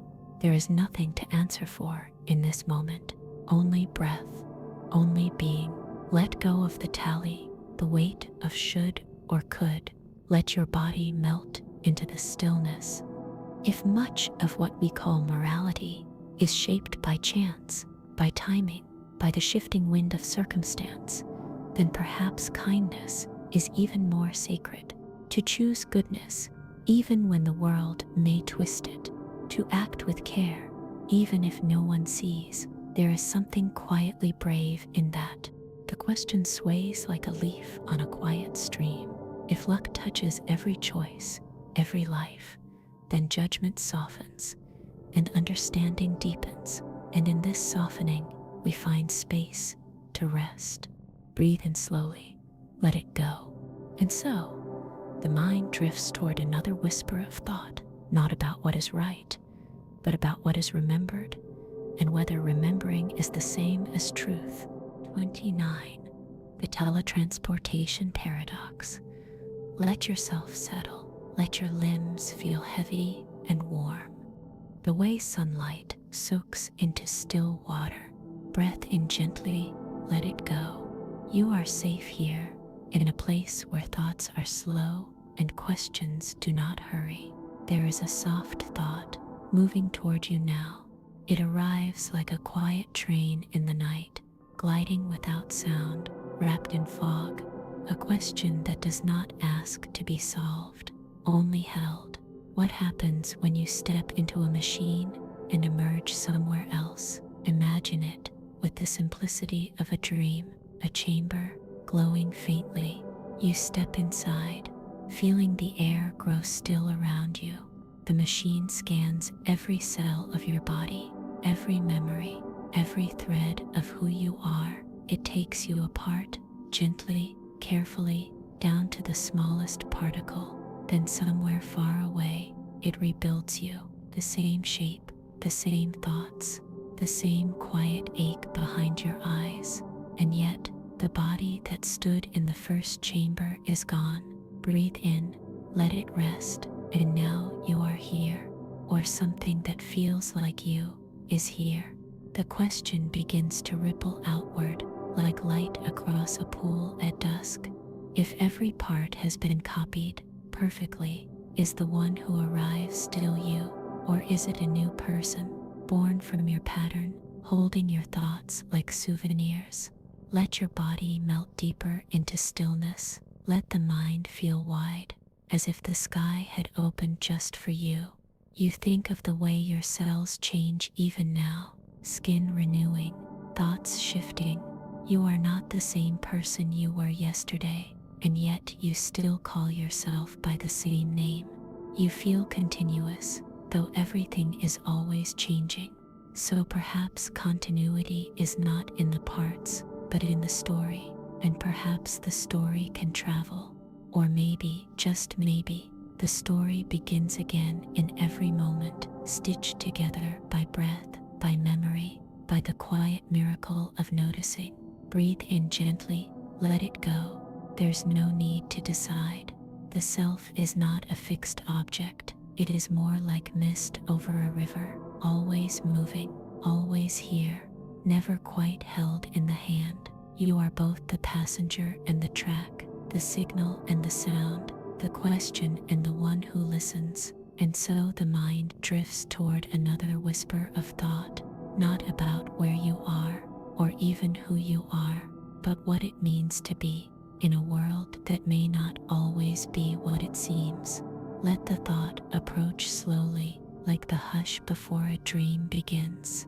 30. The paradox of the self. Breathe in gently. Let it rest. Let your breath slow. Let the muscles in your face release. Your jaw unclench. Your hands grow still. Feel the soft weight of your body held effortlessly by the space beneath you.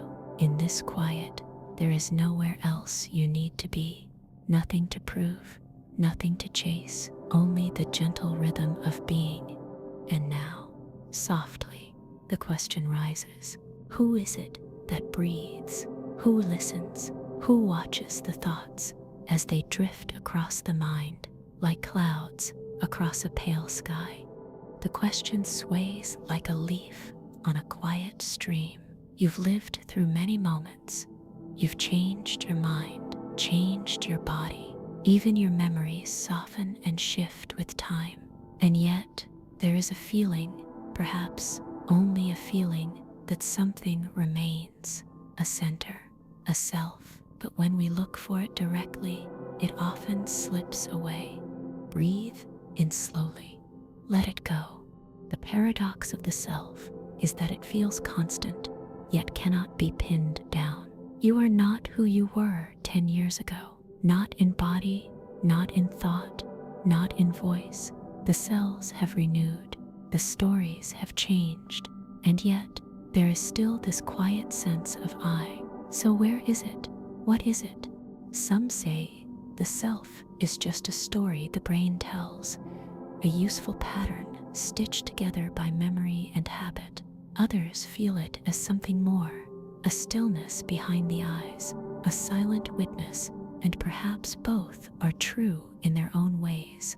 Or perhaps neither. Perhaps the self is not a thing, but a moment always in motion, always becoming. Feel your breath soften. Let your body melt into the stillness, like a wave in the ocean. The self is not separate from the sea, but not the same as the water that surrounds it. It moves, it rises, it fades, yet it is always part of the whole. Maybe you are like that too. Not a fixed point, but a rhythm, a movement, an unfolding. And if the self is a question with no final answer, let it be a comfort. You are not trapped in a single shape. You are free to drift, to grow, to rest. Breathe in gently, let it rest. You are here, and that is enough. Whatever the self may be, it does not need to be known to be felt. It does not need to be known to be real in this moment of calm. And so, the mind drifts toward another whisper of thought, one not of who you are, but of how the world might change, depending on who sees it. 31. The problem of universals. Breathe in gently, let it go. Feel the air fill your body, then drift away like a breeze moving softly across still water. Let your shoulders fall, your thoughts loosen, your body sink a little deeper into the calm around you. In this quiet space, the mind begins to wander, not sharply, but gently, like a leaf circling in a quiet stream. It begins with something simple. When you see the color red, or the shape of a circle, or hear the sound of a bell, do those things exist only in that moment, or are they part of something greater, something shared? The problem of universals asks whether concepts like redness or roundness or even beauty are real things out in the world, or just names we give to patterns we recognize. When you look at a red apple and a red sunset, both are red, but what is red really? Is it something that exists beyond the apple and the sky, or only within them? and only when we notice. Breathe in gently, let it rest. Some say universals are like shadows cast by something real that we can't see, always present, but just out of reach. Others say they're only ideas we use to organize our thoughts, with no true form beyond our minds. And yet, there is something soothing about recognizing sameness, seeing a tree and knowing it belongs to the idea of tree, feeling warmth and knowing you've felt it before. There is comfort in patterns, in repetition, in knowing that even in a world of change, certain things seem to return again and again. Like circles in rippling water, like the rhythm of your breath. Let your breath soften, let your body melt into the stillness. Whether universals are real or imagined, they create a sense of connection between objects, between thoughts, between people. When someone speaks of love, or kindness, or sorrow, and you understand without explanation, perhaps that too is a kind of universal, a quiet bridge between separate minds. Perhaps it's enough to know that we feel these patterns, even if we don't know where they come from. You don't need to define the shape of the world tonight. You only need to rest inside it, to notice the familiarity of thought, the shared textures of experience. Breathe in again, let it drift, and so the mind drifts toward another whisper of thought, one that wonders not what patterns we recognize, but whether we create them, or if something deeper, quieter, creates us. Let that thought rise slowly, and follow if you wish. 32. The bootstrap paradox. Breathe in gently, let it rest. Let your body grow heavy, as if the air itself were wrapping you in something soft and weightless. Let your thoughts slow, unspooling like thread in water. There is no direction here, no past to chase, no future to catch, only the rhythm of breath and the quiet curiosity that moves like mist behind the eyes. Now, picture a book, worn pages, a leather cover, a story inside. You hold it in your hands, but you do not remember where it came from. You didn't write it, but neither did anyone else. You found it, gave it to someone in the past, who gave it to someone before you, and now it is here, again, in your hands. The story begins without a beginning, a loop without origin. This is the soft wonder of the bootstrap paradox. The question sways like a leaf on a quiet stream. Can something exist without ever being created? A song with no composer, a tool with no maker, a thought with no thinker. The mind leans into it not to solve, but to feel the strange warmth of the circle it draws. Breathe in slowly, let it go. Time, we often believe, moves forward like a slow river, but sometimes we wonder if it can bend back, touch itself, fold like ribbon. The bootstrap paradox invites us to imagine a moment that causes itself, an object or idea that enters the world because it always already did, not through logic, not through cause, but simply by being. And though the thought loops endlessly, there is comfort in its softness, the way it slips through fingers, not to confuse, but to calm, to remind us that not everything must be held tightly to be real. Feel your breath deepen. Let your body melt into the stillness. If time is not a line, but a circle, maybe the question of beginnings doesn't need an answer. Maybe some stories, some songs, some moments simply are, without first steps or final reasons. Just present, like the breath you take now, not because you earned it or planned it, but because it arrived. And so, the mind begins to float, not backward, not forward, but gently in place, like a leaf caught in a quiet eddy, safe in the not knowing, cradled in the curve of something endless. Breathe in again, let it go. And so, the mind drifts toward another whisper of thought, One not about when something began, but about whether two things can be true, even when they seem to disagree. 33. Presentism versus eternalism. Breathe in gently, let it go. Let your body sink into the comfort of now. Feel the softness beneath you, the stillness all around. Let each breath carry you closer to calm, further from the weight of the day. And as your thoughts begin to slow, a question quietly enters the room. Where exactly is time? You feel the present moment, this breath, this quiet. But what about the past, the memories, the footsteps, the people who were once close? And what of the future, the moments not yet lived, the decisions not yet made? Presentism says only the present is real, that the past is gone, like mist burned away by morning sun, and the future is only a shadow, not yet formed. There is only now, always now, unfolding one moment at a time.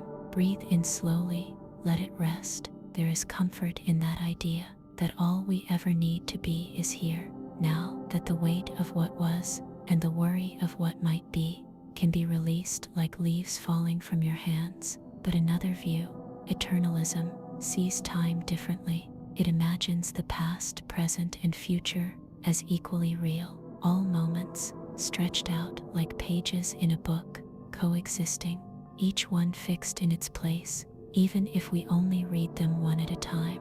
It means that your first breath still exists somewhere, tucked into the fabric of the universe, that every quiet moment, every goodbye, every joy and sorrow still exists, not lost, just distant. Breathe in gently, let it go. There's no need to decide which is true. You can rest in the mystery, float between them, like a dream flowing through two windows. One shows only this room, this breath, this moment. The other reveals a horizon filled with every moment that's ever been and ever will be. Both offer peace, in different ways. One invites you to let go. The other tells you nothing is ever truly gone. Perhaps time is not a line, or a road, or even a river, but something more delicate, something like a tapestry, or a song heard one note at a time. Even though the whole melody already exists, breathe in again, feel the warmth of the moment you're in. Let the past fall behind you. Let the future wait without asking anything of you. And so, the mind drifts toward another whisper of thought, one that doesn't ask where time goes, but what lies at the heart of change itself. Let it approach like a gentle turning wind, soft and slow, and follow only if you feel ready. 34. Heisenberg's uncertainty principle. Let your body settle, like sand beneath still water. Let your breath become quiet and wide, as if it had all the space in the world. Breathe in gently, let it rest. Here, in this place between thought and dream, we turn to a question that moves like a shadow on silk. The more you observe, the less you truly know. Picture something small, too small to see, drifting in darkness, a particle, a whisper of matter. You try to see it more clearly, try to capture where it is, or where it's going, but as your gaze sharpens, something slips. As you learn one thing, another falls away. It's as if the act of looking bends the truth, like a finger pressed into the surface of a still pond. The image is there, but never quite still. Breathe in slowly, let it go. This idea, gentle and strange, sits at the heart of how the tiniest pieces of our world behave. At the smallest scales, the universe doesn't settle into fixed answers. It dances, it flickers, it hides. When you try to hold it still, it hums just out of reach. You can know where it is, or how fast it's moving, but not both, not perfectly, not at once, not ever, and somehow that makes it even more beautiful. Feel your breath soften, let your body melt into the stillness. This isn't a flaw in your knowing, it's a feature of the world. a quiet rule written in the folds of existence. It tells us that there are limits, not just to what we know, but to what can be known. And in that limit, there is peace. Not everything must be held tightly. Not everything must be named. The more you look, the more the answer sways, like a leaf on a quiet stream. And maybe the point is not to know, but to wonder, to trace the gentle lines of a mystery that will not harden into fact, to breathe in the space between certainty and surprise. Breathe in gently, let it rest. You are not lost in this place. You are floating. You are part of the rhythm. You too flicker in the soft pattern of not quite knowing, and still you are whole. And so the mind drifts toward another whisper of thought, one not found in measurements or answers, but in the hush that lingers when all the questions fall still. Let it come softly. Let it begin again. 35. The paradox of inquiry. Let your body settle into its own rhythm. No need to adjust anything. Let it rest as it is, the way clouds settle into sky, without needing to explain their shape. Breath in gently. Let it go. There is a question that glows faintly in the quiet, like a lantern seen far across a calm sea. It flickers without urgency, inviting rather than demanding. How can you search for something if you don't know what it is? Feel the question rest gently in the space between thoughts. You are not here to solve it. You are here to drift with it, the way a leaf moves across still water, letting the current do the work. Long ago, a philosopher asked this of a student: if you don't know what a thing looks like, how will you recognize it when you find it? And if you do know, why search at all? The question hangs in the air like soft mist. It never settles. It never needs to. The beauty of the thought is not in its answer, but in how it asks you to slow down, to wonder. Breathe in softly. Let the weight of knowing fall away. Imagine wandering through a fog-covered field. You don't know what you're looking for.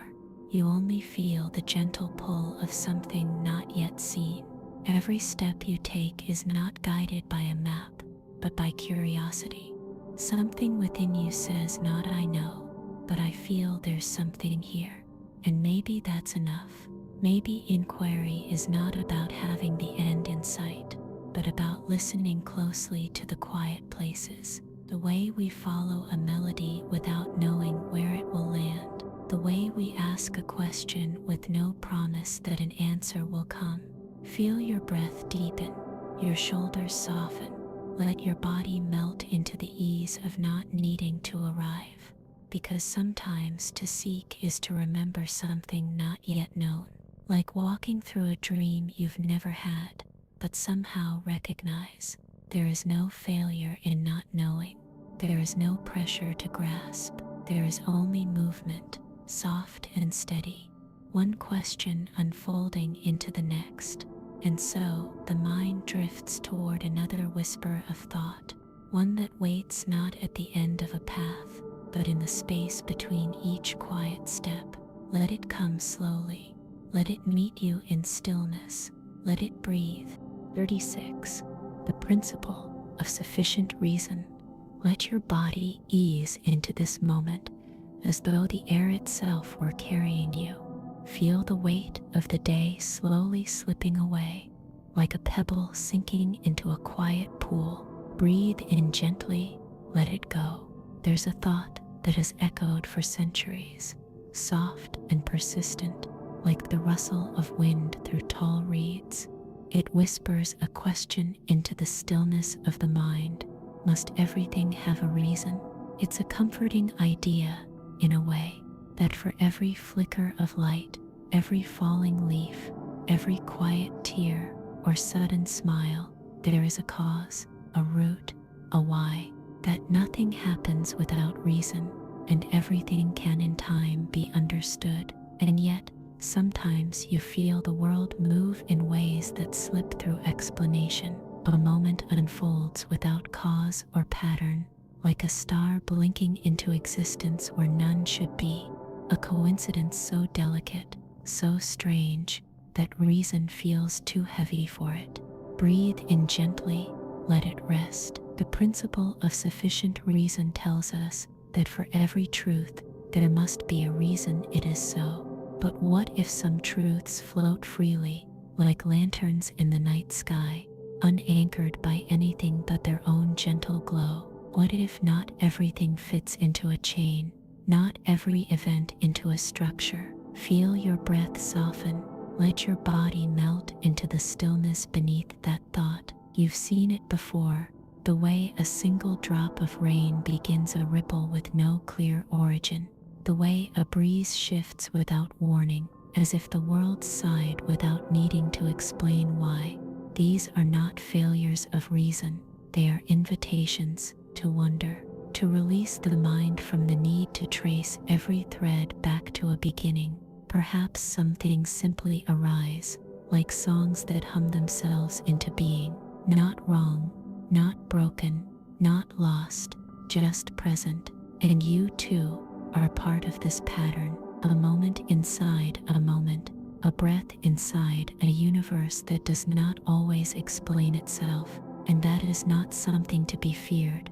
It is something to rest inside. Breathe in slowly, let it go. There is a calm that comes when you stop reaching for reasons, when you let the mystery be whole without needing to be solved. You are held, even in not knowing, especially in not knowing.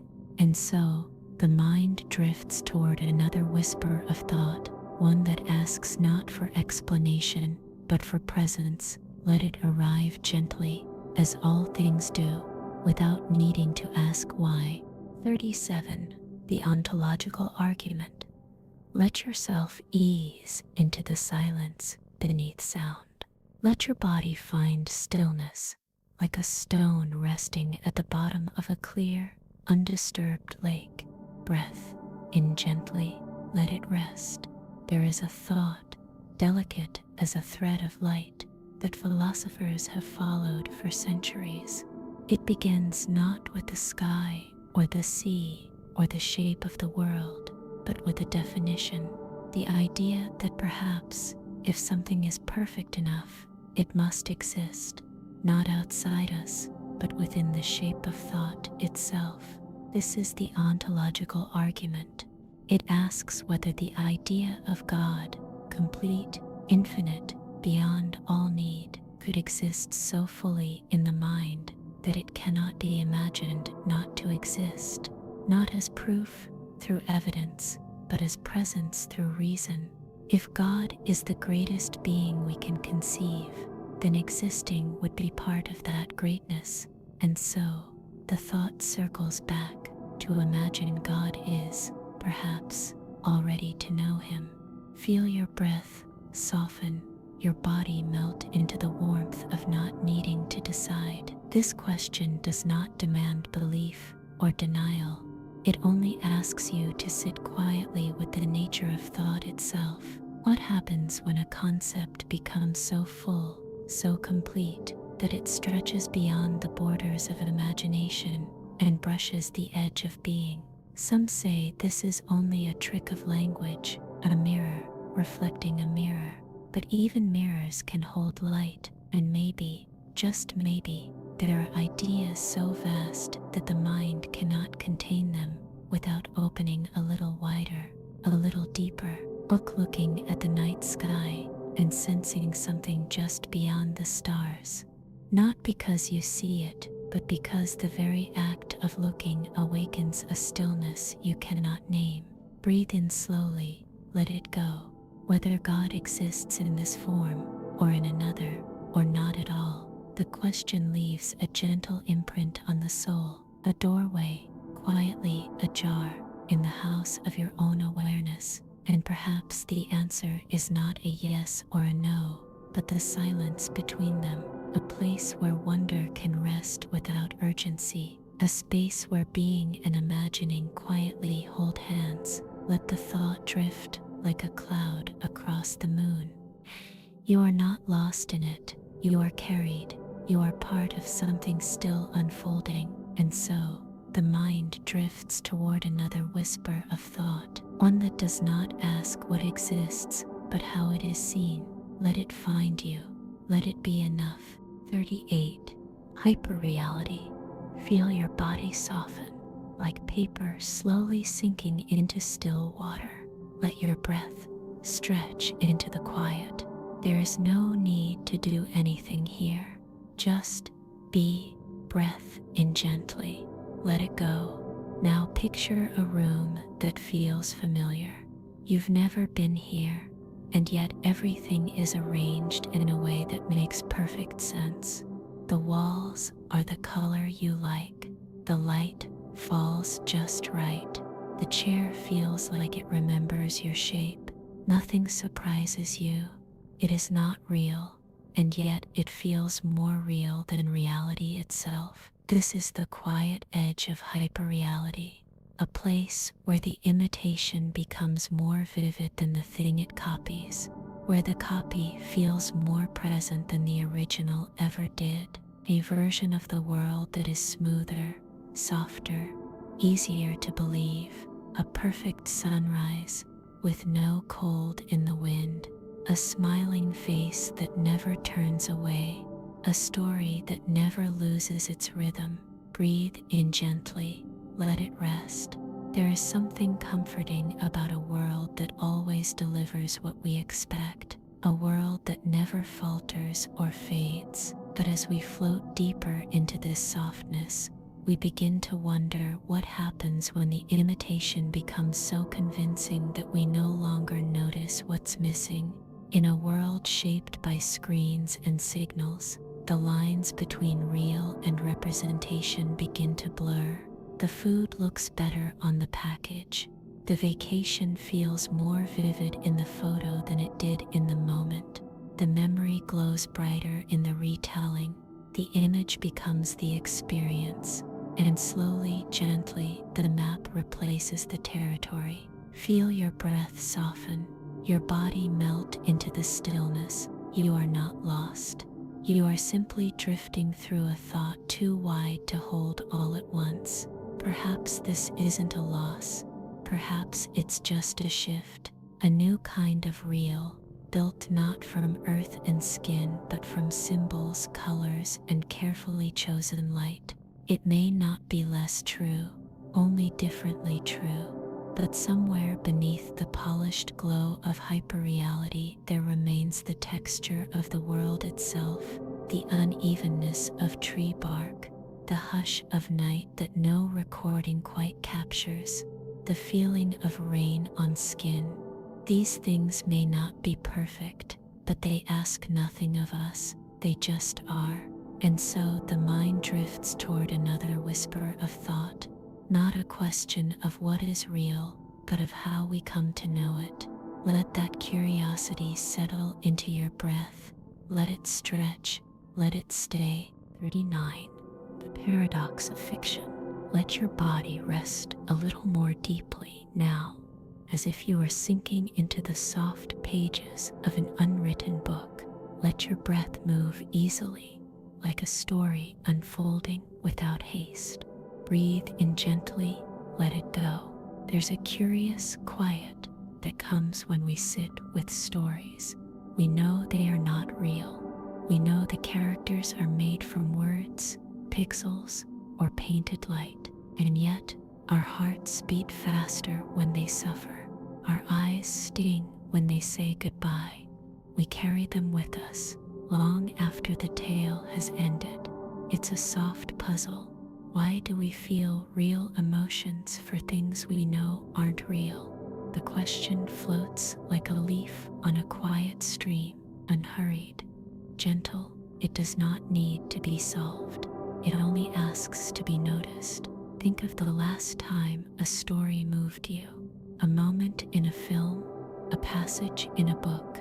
You knew the voice was imagined, the sorrow constructed, but your chest still ached, your breath still caught. The feeling was real, even if the world was not, and maybe that is where the magic lives, in the space between knowing and feeling, in the stillness where your mind steps aside and your heart begins to listen.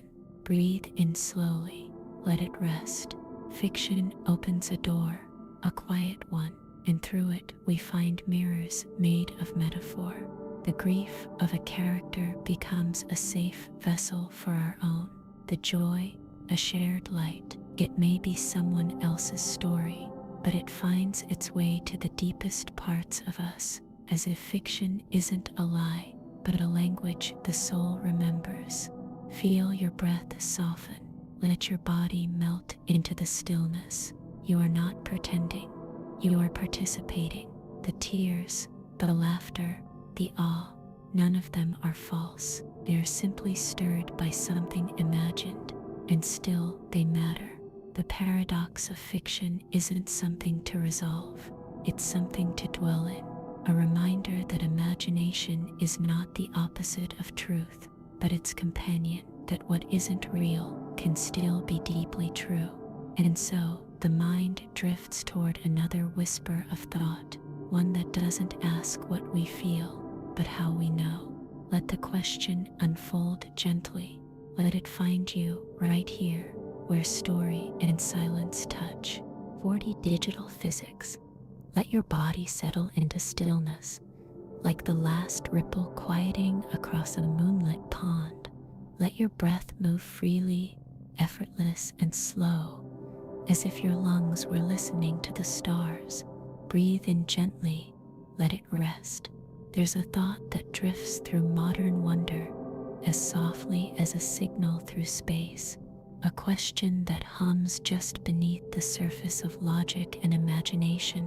What if the universe isn't a machine made of matter and motion, but a program, not metal and gears, but code and pattern, a vast unfolding of digital information, pixel by pixel, moment by moment? You are not being asked to believe, only to wonder. Imagine for a moment that space is not a void, but a grid, that time does not flow, but ticks, not in seconds, but in lines of data, that every star, every thought, every breath is part of a program, running quietly beneath your awareness.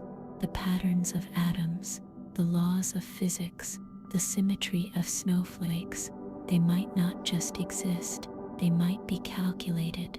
Feel your breath soften, let your body melt into the stillness that surrounds the thought. This idea, called digital physics, doesn't shrink the universe, it gives it new shape, the kind of shape you can't hold in your hands, but can feel in the rhythm of everything. If the world is written in code, then the stars are functions, and we observers and dreamers are both inputs and outcomes, woven into the fabric of logic, so complex it becomes indistinguishable from beauty. Breathe in slowly, let it go, and yet the world still smells like rain, still glows with golden light at dusk, still hums when the wind moves through the trees. So whether reality is built from particles or bits, from matter or math, the experience remains the same, soft, mysterious, yours. It may be that our minds are tuned to patterns, and what we see as design is just the echo of our own structure, or perhaps we are meant to wonder, built for awe, invited to notice the code running quietly behind the curtain of what we call real. There's no need to decide. Let the thought be what it is, an offering, one that asks not for certainty, but for stillness. Feel the spaciousness in not knowing. Let it be enough. And so, the mind drifts toward another whisper of thought, not about what the universe is made of, but about who is watching it unfold. Let the next question find you slowly as you breathe and drift and rest. 41. The problem of induction. Let your body rest into the quiet, as though it were being gently folded into the rhythm of night. Feel the weight of thought soften, like mist settling over a calm field. Breathe in gently, let it go. There is a quiet pattern we follow without noticing, a belief built into the way we move through the world, that the sun will rise again tomorrow, that the ground will stay beneath our feet, that water will quench and fire will burn. It's not something we choose to believe, it's something we trust, because it has always been so.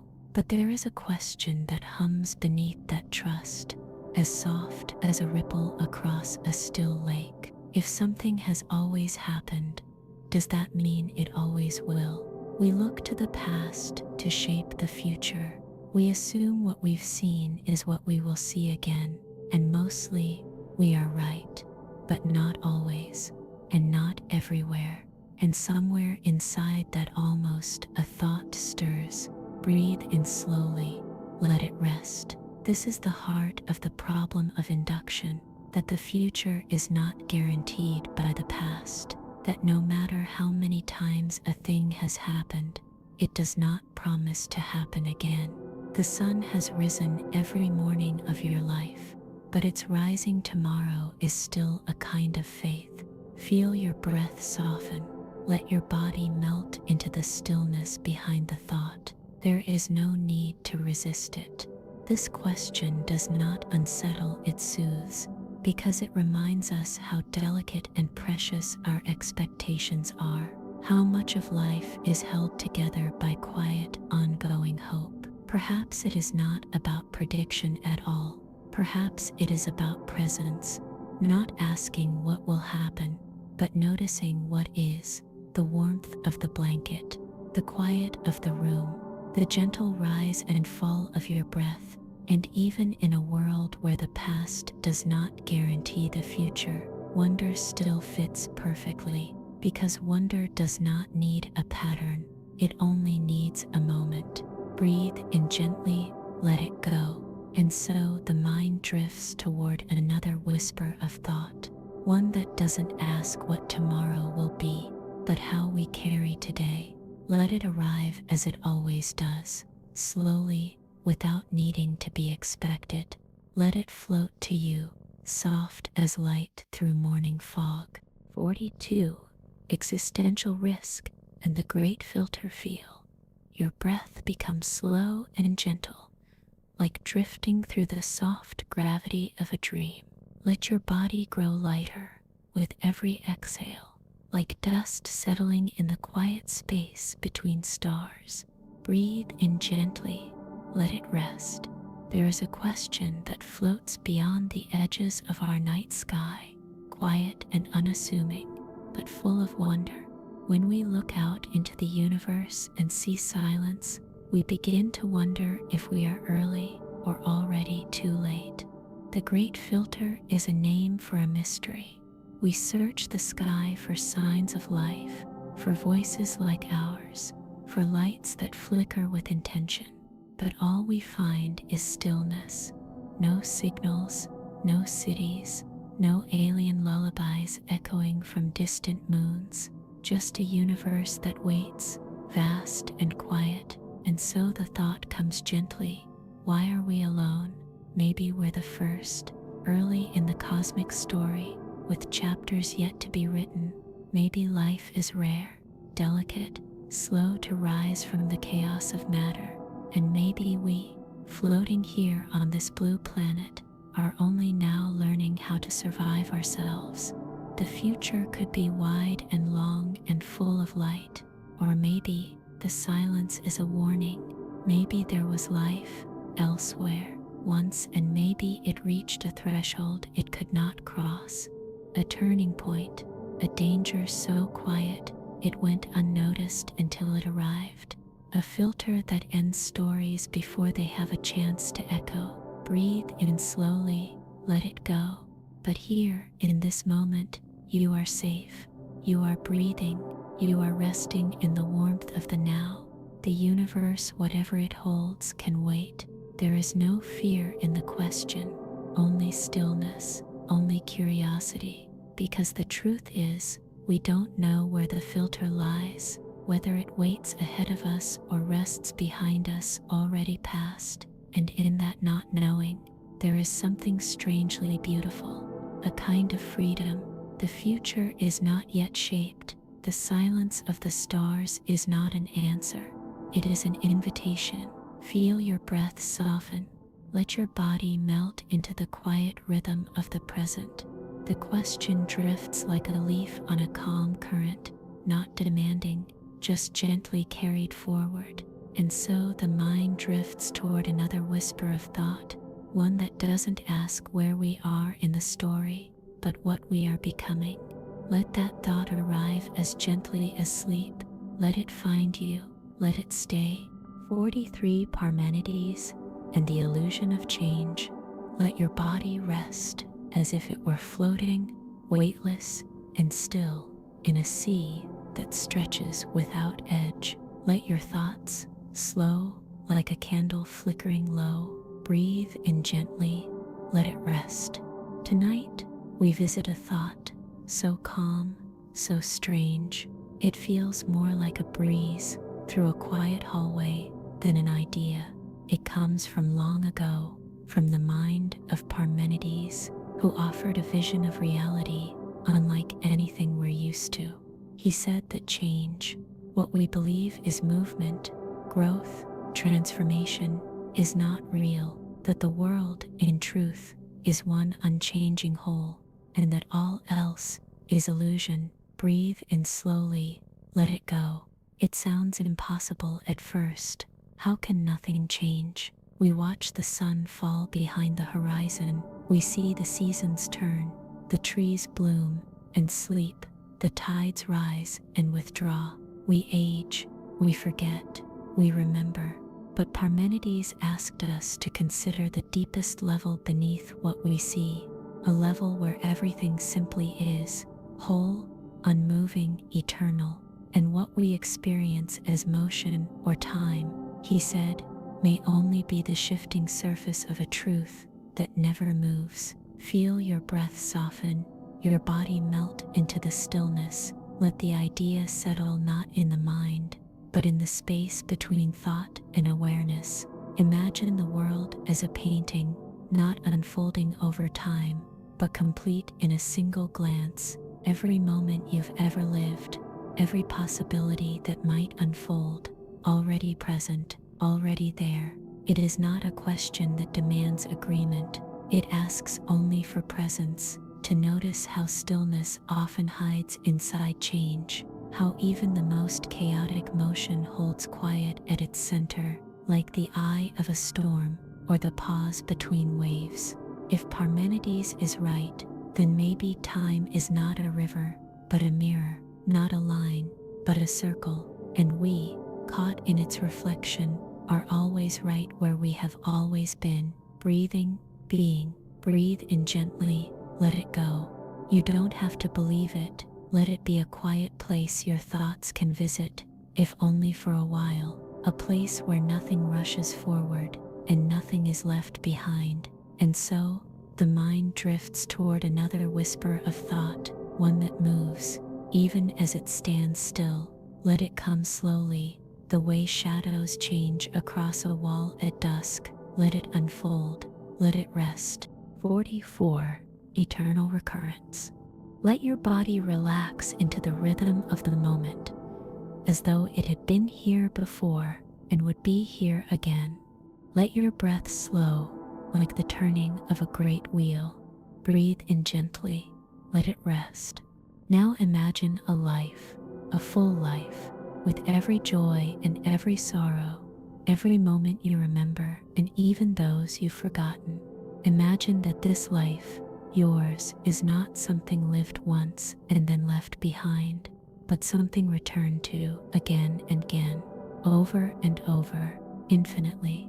This is the thought of eternal recurrence, that the universe may not be a line with a beginning and an end, but a loop, that everything you are doing, everything you have done, may one day be done again, not in a different way, not as a variation, but as an exact repetition. Every breath, every word, every blink of light, feel your breath soften. Let your body melt into the stillness beneath the idea. It is not a thought meant to frighten, it is a question of weight. If you knew this life would be lived again, would anything change? Would you live it more fully or more gently? Would you speak differently, breathe more deeply? Would the ordinary moments, the quiet walk, the soft gaze, the silence between words begin to feel like treasure? Or perhaps nothing would change at all. Perhaps you're already living as if each moment matters, as if it's worth returning to, as if being here now is enough. Breathe in slowly, let it go. The idea of recurrence is not a prediction, it's a mirror. It invites us to pause and look at what we're choosing, to notice not just what we do, but how we carry it. It doesn't demand answers. It only hums quietly in the background, like a familiar song playing softly in a room you've visited before. And even if the idea is not true, there is something beautiful in imagining it. The comfort of repetition, the rhythm of cycles, the knowledge that perhaps the universe is not rushing forward, but turning gently, patiently, returning always to the center. Feel your breath circle back. Let it sway you, let it cradle you, let it fade. And so, the mind drifts toward another whisper of thought, to one not bound by time or pattern, but drawn by the quiet pull of possibility. Let it rise like dusk behind closed eyes. Let it come, let it be.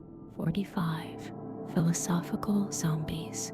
Let your body rest a little deeper now, like a stone settling into the floor of a quiet lake.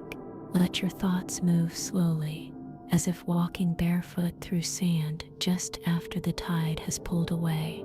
Breathe in gently, let it go. There is a question, soft as a shadow, and just as hard to catch.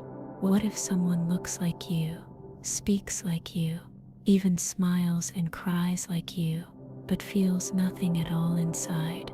This is the thought of the philosophical zombie, not the monster from stories, but something quieter. A being who moves through the world as if awake, who says, I feel sad, or I love this song, but inside, there is no experience, no flicker of awareness, only the performance of it, the outward signs, without the inner life. It's not a belief, but a gentle wondering. Could someone act conscious and not be? Feel your breath soften. Let your body melt into the stillness beneath the thought. We live surrounded by others, bodies like our own, voices familiar and warm, but we only ever truly know the contents of one mind, our own. We can guess, we can trust, we can listen, but we cannot see another's consciousness, not directly. So how do we know it's there? It might sound unsettling, but this is not a place for fear. It's a place for gentle curiosity, like standing at the edge of a deep forest and wondering what paths lie beyond the trees. The idea doesn't accuse or demand, it simply floats, like a leaf caught in the light. Breathe in slowly, let it rest. Perhaps the point isn't whether others have minds, but that we care whether they do, that we want to be seen, and we want to see, that we reach for meaning in the face of mystery, and that reaching, that wondering, is part of what makes us feel alive. Even if you could never know for sure what another truly feels, perhaps the mystery is part of the beauty. Like music heard through a wall, you can't touch it, but it moves you just the same. Feel your breath rise, then fall. You are here, awake, awake, aware. That is something, that is enough. And so, the mind drifts toward another whisper of thought, one not about who is real, but what makes something feel alive. Let it drift closer, soft and slow, like twilight, pressing gently against a quiet window. Let it unfold, let it be. 46. If a tree falls, let your body ease into the quiet, like leaves settling on soft earth. Let your thoughts drift down gently, without needing to land. Breathe in slowly, let it go. Now imagine a forest, ancient, still. The air is thick with green light, the kind that filters through high branches and lingers in the hush between sounds. You are not in this forest. No one is. It is untouched, unseen, undisturbed. And then, somewhere deep within it, a tree begins to fall. It leans, creaks, collapses, a heavy, living thing meeting the ground. And here is the question that lingers in the silence left behind. If no one is there to hear it, did it make a sound? Breathe in gently.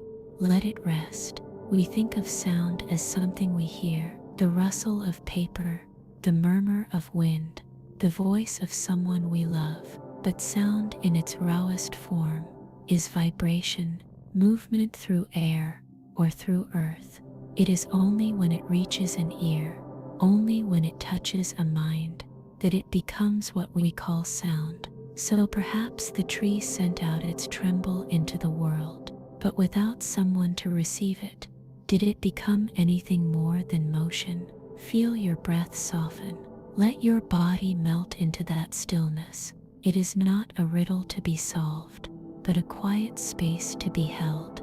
Maybe sound needs a listener, or maybe sound exists regardless, waiting even when no one is near. Like a story written in a closed book, like a wave crashing on a shore that no one walks. The question sways like a leaf on a quiet stream. Does something exist only when it's perceived, or does it simply go unnoticed, real in its own right, unbothered by awareness? You might imagine that the tree, the forest, and the moment all continue as they are, whether watched or not, that the world has its own rhythm, even when we are not measuring it. Or maybe you'll feel the strangeness of reality itself, depending on observation, a dance that doesn't begin until someone is watching. But breathe in slowly, let it go. This thought doesn't ask you to decide, only to sit beside it, like a calm breeze beside a sleeping tree, listening to a silence that may or may not hold sound. And so the mind drifts toward another whisper of thought, one that listens not for what is said, but for what is felt. Let it arrive like dusk through the branches. Let it linger. Let it be.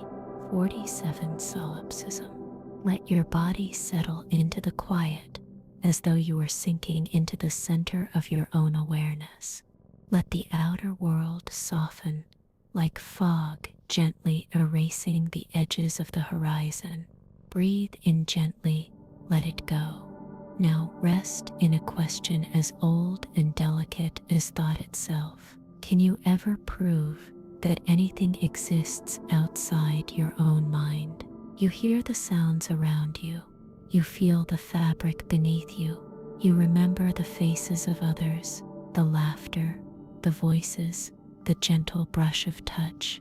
But all of it, every sensation, arrives within your mind. Every color, every sound, every story, all filtered through you, shaped and known by you.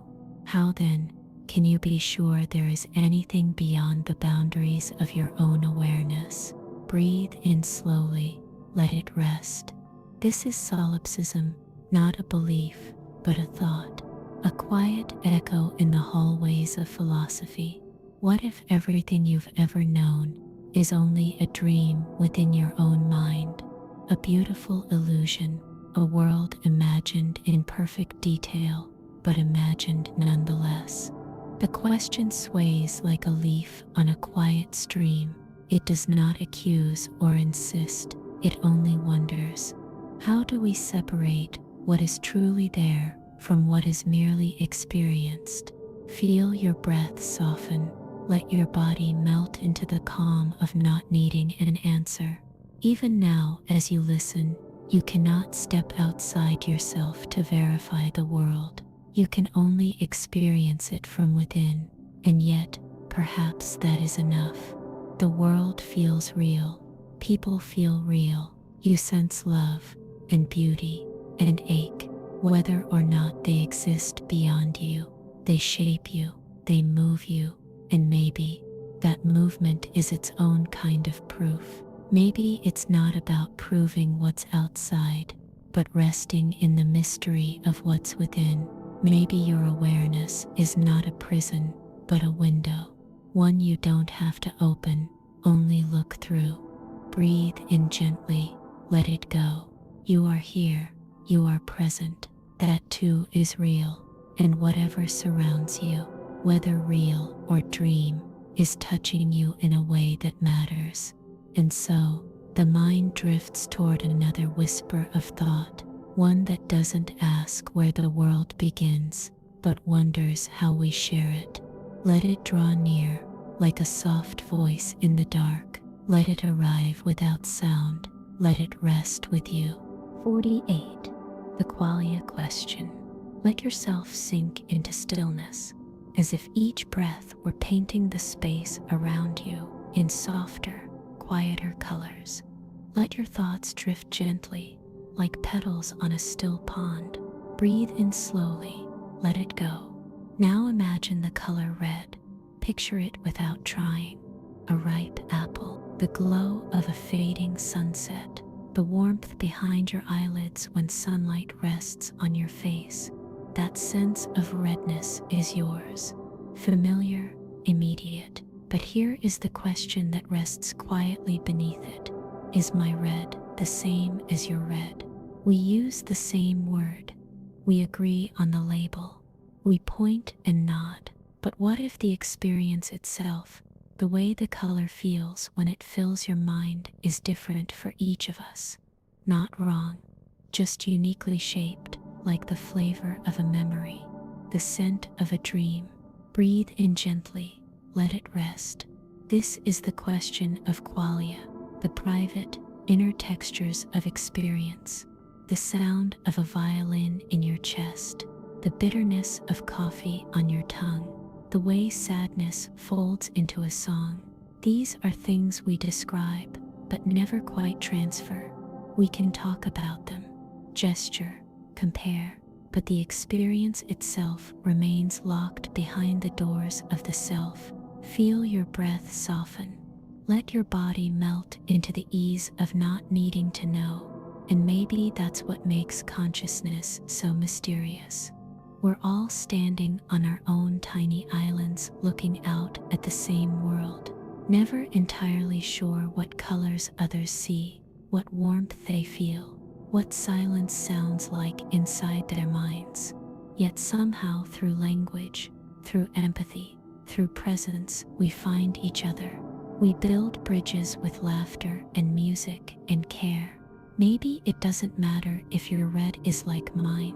Maybe what matters is that we both feel something when we see it, that there's a shimmer, a pulse, a moment that catches in the chest and whispers, "Yes, I see that too." Breathe in slowly, let it go. You are here, you are sensing, and in that sensing there is a quiet miracle, a world arising inside you, full of color and sound and texture, even now as you rest. And so, the mind drifts toward another whisper of thought, one that wonders not what we see, but what lies just beyond what can be seen. Let it come gently, like the fading of a color into night. Let it hold you, let it be. 49. Information as the basis of reality. Let your body ease into the weight of stillness, as though each breath is a thread in a larger pattern, softly woven into the space around you. Breathe in gently, let it rest. Now imagine the world, not as it looks, not as you touch or hear it, but as something quieter, a layer beneath it all, patterns, codes, instructions. Not the hum of atoms or the glow of stars, but something more abstract, something more essential. What if matter, the chairs, the trees, the ground beneath your feet, is only one way of expressing something deeper? What if reality, at its most basic level, is not made of stuff, but of information. Feel your breath soften. Let your body melt into the idea, as though you too are being gently translated into something weightless. We tend to think of information as something added to matter, a label, a message, a number. But some have wondered if it's the opposite, that everything we call real is simply the physical unfolding of coded instructions, not metaphorical instructions, but literal patterns, like a program running quietly through the universe. What we see, what we feel, may just be how that data appears to us, shaped by the mind, interpreted through sense. A tree might be a structure, but it may also be a pattern of choices and balances. A message, repeating itself across time. A mountain may be a record, a stone, a kind of memory. Breathe in gently, let it go. You too may be part of this soft architecture, not made of isolated pieces, but of information flowing. Your body, your thoughts, your dreams, all streams of data shaped by time and awareness. And yet, none of this reduces you. None of it shrinks the mystery. If anything, it opens it wider, because even if reality is a program, who or what writes it? Feel your breath drift with that thought. No need to answer.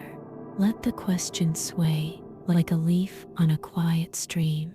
The comfort lies in the coherence, in the sense that everything might be connected, not by space, not even by time, but by meaning. A shared code humming gently beneath it all, not seen, not touched, only felt. And so, the mind drifts toward another whisper of thought, one that doesn't ask what the world is made of, but why we feel so drawn to understand it. Let it rise, not in volume, but in stillness. Let it come to you like a message you've always known. Let it unfold, let it be. 50. The limits of language. Let yourself rest deeper now, as if you were floating not on water, but on silence. Let each breath become slower, like pages turning themselves in a book you've already read in dreams. Breathe in gently, let it rest. Now imagine standing at the edge of something vast, a feeling, a thought, an experience too wide to contain. You reach for words, but they slip through your fingers. You try again, shaping sentences like sand castles against the tide, but they wash away before they settle. This is where we meet the limits of language. We use words to build bridges between minds, to name the things we see, to pull the unseen into the light. But sometimes what we're trying to name is too large, too soft, too infinite. A color we've never seen, a feeling too full to hold, a silence so deep it echoes. Breathe in slowly, let it go. Language is a map, but the world it describes is more than its symbols. There are thoughts that cannot be told, only lived. There are truths that cannot be captured, only felt in the quiet between words. The infinite is not something we can fit into a sentence. It's something that lingers just beyond it, and still we try. We whisper poems, we write songs, we speak the same word to mean 1,000 things. Love, sorrow, and maybe the beauty isn't in the accuracy, but in the reaching. In the soft ache of wanting to be understood, even if we never fully can be. Feel your breath soften, let your body melt into the ease of not needing to explain. There's comfort in knowing that the most important things might live beyond what can be said, that some mysteries are meant to be carried, not solved, that the truest moments, like the stillness before sleep or the hush of dusk, ask for no language at all, and perhaps the words themselves know their place. They bow before wonder. They step aside when silence needs to speak. Breathe in gently, let it rest. You are here not to define, but to feel, to float in the space where thought meets quiet. And so the mind drifts toward another whisper of thought, one that asks not how to speak the truth, but how to listen to it. Let that listening begin. Let it carry you. Let it unfold. 51. The paradox of tolerance. We're halfway through the unanswerable, but even in uncertainty, there's beauty. Breathe. Let the next thought unfold like a dream. Let your body sink into stillness, like a leaf coming to rest on calm water. Let the breath move through you, soft and slow. Breathe in gently. Let it rest. Now imagine a quiet village built on kindness, a place where every voice is welcome and difference is met with warmth. The doors are open, the lights are soft, and no one is turned away. But one day, a new voice enters. It does not ask to be heard, it demands. It does not offer peace, it brings a sharpness. It says others should be silent, that some don't belong. And so the question begins to take shape, not loud, but steady. Can a tolerant world survive if it tolerates those who seek to undo it? Feel your breath soften. Let your body melt into the quiet behind the question. This is the paradox of tolerance. To be open to all things, we must decide what cannot be welcomed. But the moment we draw that line, are we no longer tolerant, or are we, in that moment, protecting the very space that makes tolerance possible? The question sways like a leaf on a quiet stream. It does not accuse, it does not shout, it only invites us to feel the balance between openness and boundaries, between kindness and courage, between silence and the need to speak. Perhaps true tolerance is not passive. Perhaps it is a watchful kind of care, a quiet tending to the space where many voices can live, not by silencing difference, but by knowing when a voice becomes a fire, when words become harm, and when standing still becomes a choice. 2. Breathe in slowly. Let it go. This isn't a puzzle to solve before sleep. It is a mirror to hold gently against the flicker of the world. It is not weakness to wonder, and it is not certainty that brings peace, but awareness. You are here, awake in thought, resting in spirit. The question will not resolve tonight, and that's perfectly all right. And so, the mind drifts toward another whisper of thought, one that doesn't ask who we exclude, but what we protect. Let it rise like morning mist above a field of soft silence. Let it come. Let it rest. 52. The liar paradox. Let your breath arrive without effort, like a ripple moving across still water. Let your body grow soft, the way shadows stretch and settle just before dusk. Breathe in gently. Let it rest. Now picture a small card on a table. On it, only one sentence is written. This statement is false. You read it once, then again. The words are simple, clear, but something begins to flicker at the edges. If the sentence is telling the truth, then it must be false. But if it's false, then it's telling the truth. And so, the question floats quietly in your mind, not sharp, not loud, just softly circling like a feather in air. Is the statement true or false? Feel your breath soften. Let your body melt into the gentle spiral of not knowing.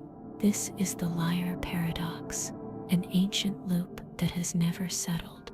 It doesn't confuse because it's complicated. It confuses because it's perfect. It reflects itself, turns inward, and never lands. It's a riddle that folds rather than unfolds, a statement that cannot stand and cannot fall. And maybe that's the point. We tend to think of language as a bridge, a tool for clarity, but sometimes it becomes a mirror or a maze. Sometimes it shows us not the world, but the limits of our understanding, the edges of our logic. Breathe in slowly, let it go. It's comforting in a strange way to know that even the most basic truths can play. That meaning is not always a line. It's sometimes a circle. Not every sentence reaches a conclusion. Some, like dreams, exist only to be wandered through. Feel the rhythm of your breath. Let it remind you that not all puzzles must be solved. Some are meant to be felt, carried, like a soft question folded in your pocket. And in that space, where logic gently dissolves into wonder, we find a kind of rest, a lullaby in the form of thought.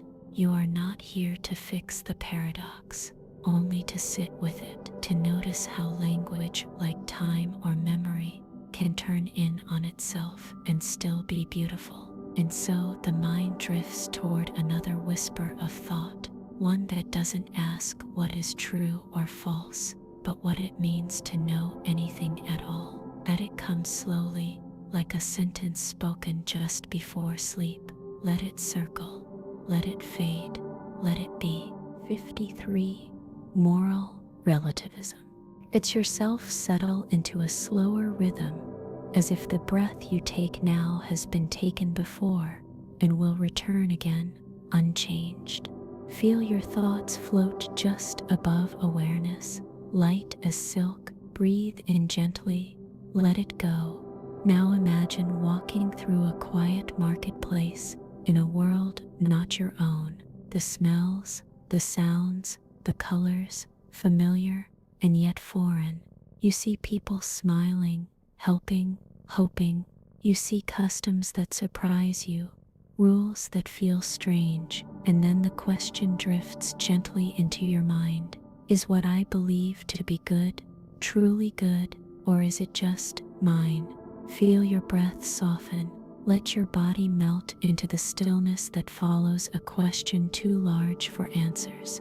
This is the thought of moral relativism, that what we call right or wrong may be shaped more by culture than by something universal. That what one society sees as just, another may call cruel. That good and evil so deeply felt may be more like traditions passed down, learned, believed, than cosmic truths carved into the sky. And yet, the experience of right and wrong feels so real, so instinctive. We carry it not like an idea, but like a compass pressed into the chest. We know the warmth of kindness, the ache of harm. These feelings don't ask for analysis. They arrive like weather, immediate, whole. Breathe in slowly, let it rest. But even weather changes. Even stars drift. So we wonder if all things are relative, if morality is shaped only by context. What anchors us? What guides us when the lines blur? And still, perhaps the softness of the question is the point, that there's beauty in asking without needing to resolve. Maybe morality is not a rigid truth, but a shared attempt, a collaboration across time, a song sung in different keys, trying always to express the same longing for fairness, for safety, for belonging. It may sound different in every place, but the yearning hums beneath it all. Feel your breath deepen, feel your shoulders ease. You do not have to solve the shape of right and wrong tonight. You are here only to feel the quiet between their names. And so, the mind drifts toward another whisper of thought, one that wonders not what is good, but why we seek it. Let it arrive gently, like a path through a forest you've never seen, but somehow remember. Let it hold you, let it stay. 54. Genetic determinism. Let your breath slow, like the gentle winding of a clock. You no longer need to check. Let your body settle, the way roots find stillness deep beneath the surface of the earth. Breathe in gently, let it rest. Now imagine your life as a thread, long and winding, stretching backward into places you've never seen.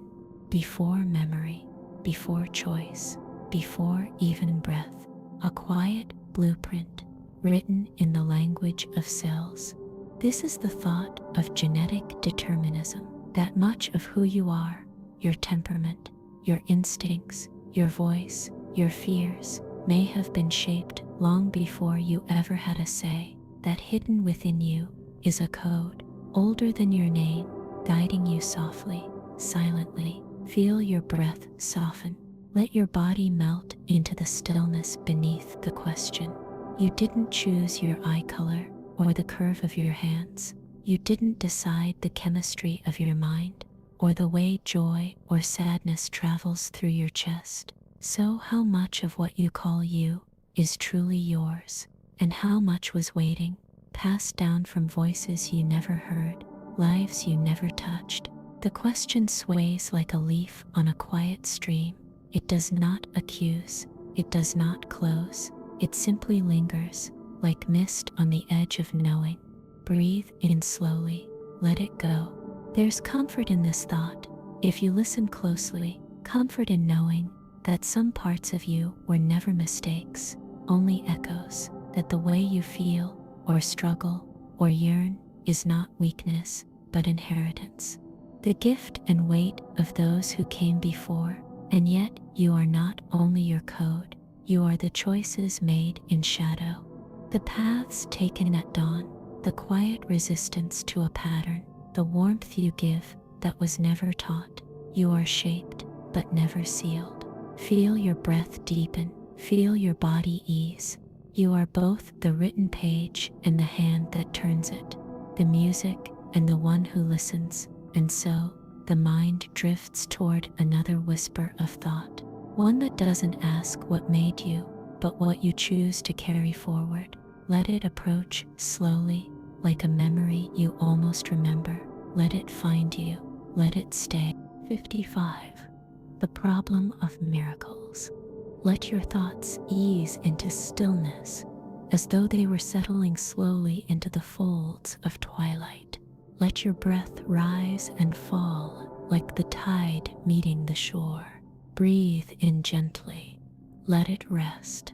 Now imagine a world you know well, a world of patterns. Apples fall, water flows downhill, flames burn.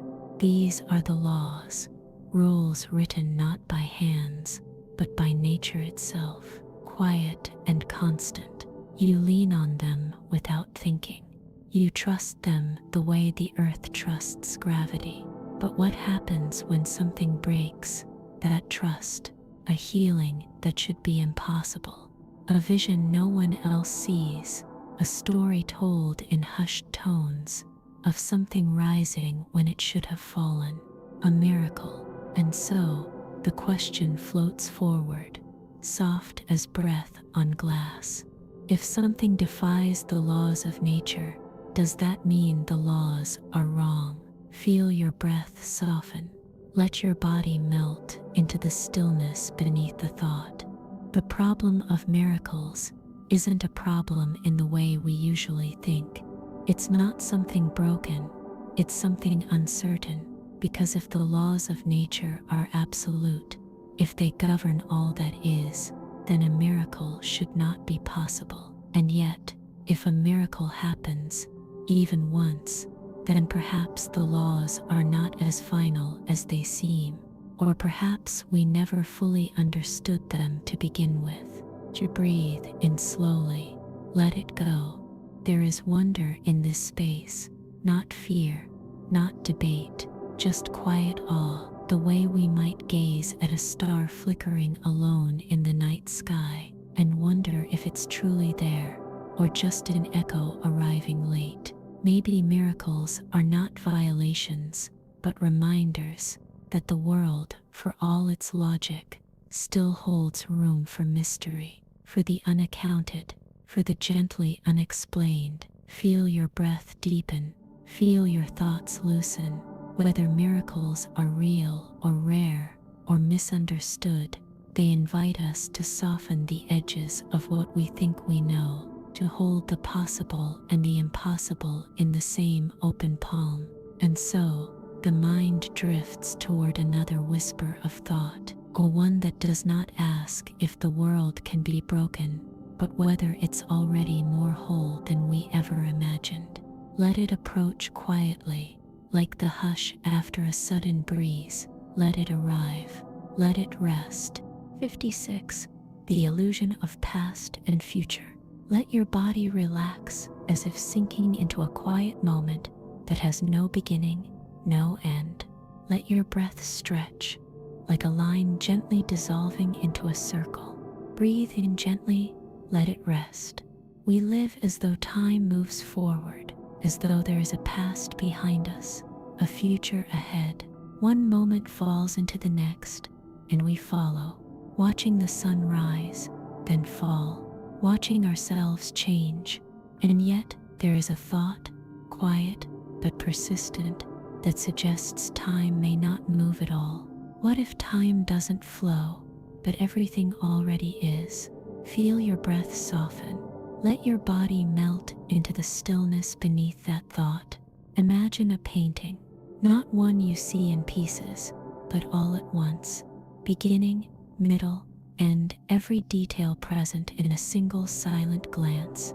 If you moved through the painting, step by step, it would feel like progress, a story. But in truth, the whole thing was already there, waiting for you to arrive. Some say time may be like that, not a river, but a landscape, and we, like travelers, experience it in slices, 1 second at a time. But all moments, every joy, every sorrow, every quiet breath may already exist, not waiting to happen, but simply waiting to be seen. Breathe in slowly, let it go. The past you remember is still there, fixed in place. The future you imagine may already be written. You are not moving through time, you are uncovering it, like pages turning themselves in a book you were always meant to read. And if that's true, then there is no rush, no race, only presence, only the soft unfolding of what already is. A kind of peace that rises not from control, but from letting go. Feel your breath deepen, feel your thoughts loosen, like leaves drifting gently from the tree of time. Even if we can't know for certain, the image soothes, it cradles the mind in stillness. Because if every moment already exists, then nothing is ever lost. Not truly, and even the things we haven't reached yet are not far. They are simply waiting, quietly, already whole. And so the mind drifts toward another whisper of thought, one that does not ask when we are, but how it feels to be. Let it arrive softly, like morning light slipping through a closed window. Let it come, let it stay. 57. The private language argument. Let your body rest, as if it's become part of the bed beneath you, the room around you, the quiet holding you in place. Let your breath move slowly, like a thought forming before it has a name. Breathe in gently, let it go. Now imagine you have a word no one else knows. It describes something only you feel, a flicker behind your eyes, a shape your sadness takes, a warmth in your chest that arrives without reason. You never say it aloud, you never write it down, but to you, it means everything. Could that be a language? This is the private language argument, a thought whispered gently into the silence of philosophy. Can a language exist that only one person can understand? Not just a secret code, not just a hidden dialect, but a language that by its nature belongs only to one mind. Feel your breath soften. Let your body melt into the quiet between questions. Language is a bridge. It allows one mind to reach another. We point, we name, we agree. A chair, a sky, a sorrow. But if there's no one to agree with you, no one to correct or confirm? Is it still a language? Or is it something else, something closer to sensation than communication? The question sways like a leaf on a quiet stream. Perhaps meaning requires more than a word. Perhaps it needs a world. Breathe in slowly. Let it rest. Even your own memories may blur. You may forget what your word meant, how it felt, without another voice to echo it. The word fades, like a dream you try to hold after waking. Language may not be a private island, but a shared horizon, something that needs others to stay real. And still, there's something tender in the idea of a word meant just for you, not to be spoken, only carried, like a stone in your pocket, like a melody hummed in the back of your mind. Real, even if only once. Feel your breath deepen. Let yourself ease into the thought that some parts of us may never fully be said, and that's all right. Silence too can mean something, and so the mind drifts toward another whisper of thought, not about what can be shared, but what remains quietly yours. Let it arrive like a forgotten word you don't need to remember. Let it hover, let it stay. 58. The holographic principle. Let your body drift into a softer kind of stillness, as if you're lying not on a bed, but suspended in a field of gentle light. Let your breath stretch wide and easy, like the slow unfolding of a horizon. Breathe in gently, let it rest. Now imagine the world around you, the shapes, the textures, the distance between things. Everything feels real, solid, three-dimensional. You touch the surface of a table, feel the ground beneath your feet, look up into the wide bowl of the sky. But what if it's all a projection? What if everything you see and touch, every volume and depth, is just a shadow cast from a distant, two-dimensional edge? This is the quiet wonder of the holographic principle. Feel your breath soften. Let your body melt into the stillness behind the thought. The idea is not that the world is fake, but that it may be encoded differently than we imagine. That all the information needed to describe this vast, intricate, three-dimensional reality could be stored on a distant boundary, like a cosmic film screen, projecting what we call space from somewhere flatter, stranger, more abstract. You are not falling into illusion.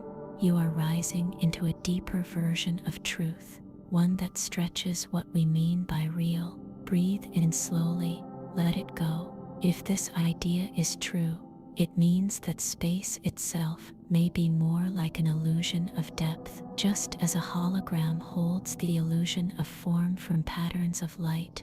Our universe may arise from patterns far simpler, far thinner than what we feel, not less beautiful, not less meaningful, just encoded differently. Perhaps your breath too is part of that unfolding, not just motion, but information, a ripple across something greater, playing out in time. Feel your breath deepen. Let yourself ease into the calm that follows not knowing. It's not a puzzle to solve, but a space to enter. You don't need to find the edge. You only need to feel the shape of the moment you're in. And so, the mind drifts toward another whisper of thought, one that doesn't ask where the surface ends, but where the self begins. Let it approach like a shimmer on water you cannot see the bottom of. Let it drift to you. Let it stay. 59. Split brain experiments.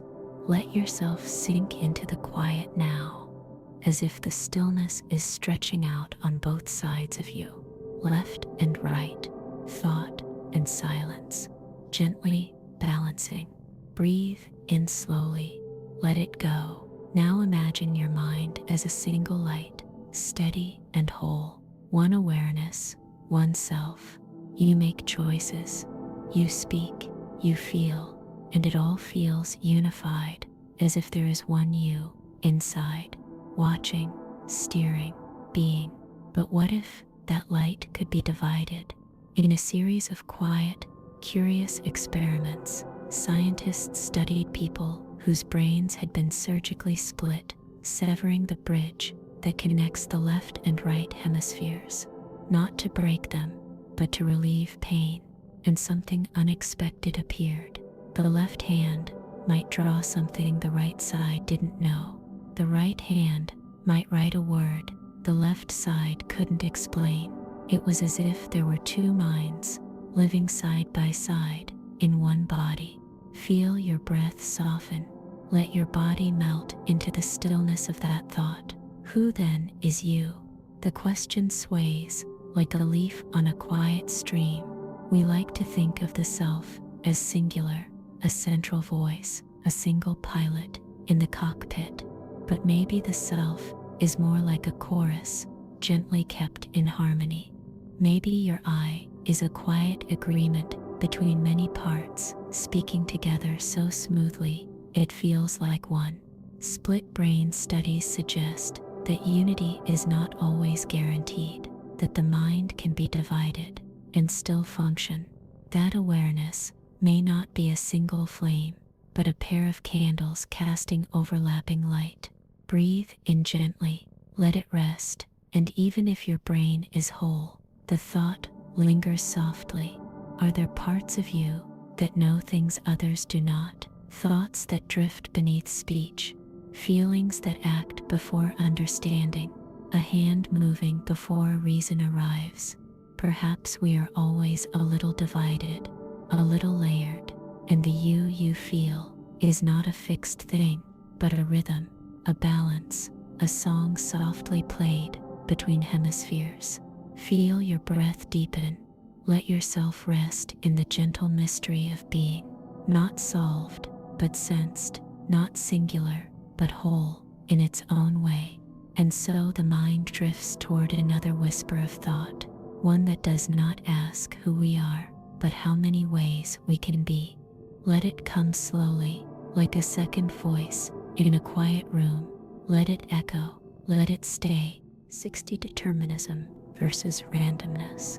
Let your body settle into the rhythm of stillness, like a leaf gently floating to rest on a quiet lake.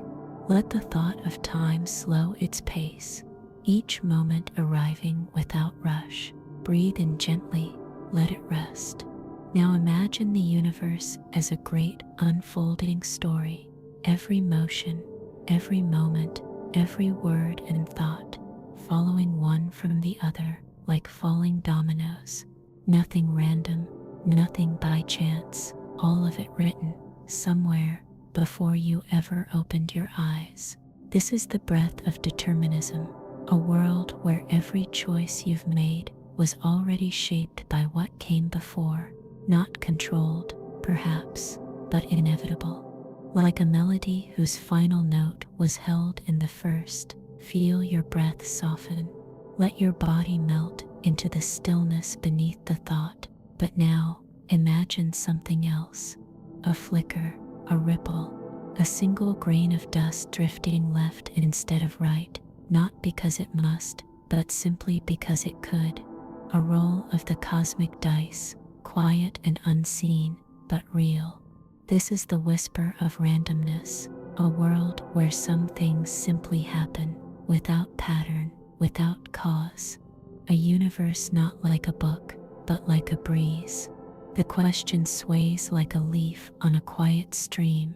Is the world we live in fully scripted or wildly free? Breathe in slowly, let it go. Perhaps the answer is not either, but both. A universe shaped by laws and rhythms, yes, but with small places, soft corners, where uncertainty hums, where a particle might turn one way or another, not because of history, but because of something deeper, something unchosen, something free. And if there's even one such place, then maybe the path you're on is not entirely written. Maybe there's room for surprise, for the unexpected, for moments that bloom from nothing more than a quiet shift in possibility. Feel your breath deepen, feel the space around you expand, as if the air itself were waiting for something new. Whether your steps are written or wandering, you are here, in this moment, this breath, and that may be all that matters. And so, the mind drifts toward another whisper of thought, one that doesn't ask what path we walk, but how it feels to walk it. Let it come to you, not as a rule or a chance, but as a presence. Let it sway, let it stay. 61. Newcomb's paradox. Let your body settle deeper into rest, like sand finding its place at the bottom of a slow-moving stream. Let each breath arrive like a quiet decision that has already been made. Breathe in gently, let it rest. Now imagine a room. It is quiet, filled with soft light, and in the center of it are two boxes. One is transparent. You can see inside $1,000, shining and certain. The other box is opaque, its contents unknown. But here's what you're told. If the predictor, a being capable of perfect foresight, believes you will take only the opaque box, it has placed $1 million inside. If it believes you will take both, it has left the second box empty, and the predictor, they say, is never wrong. Feel your breath soften. Let your body melt into the stillness behind the thought. You stand there, one hand already tingling with choice. But which choice is yours?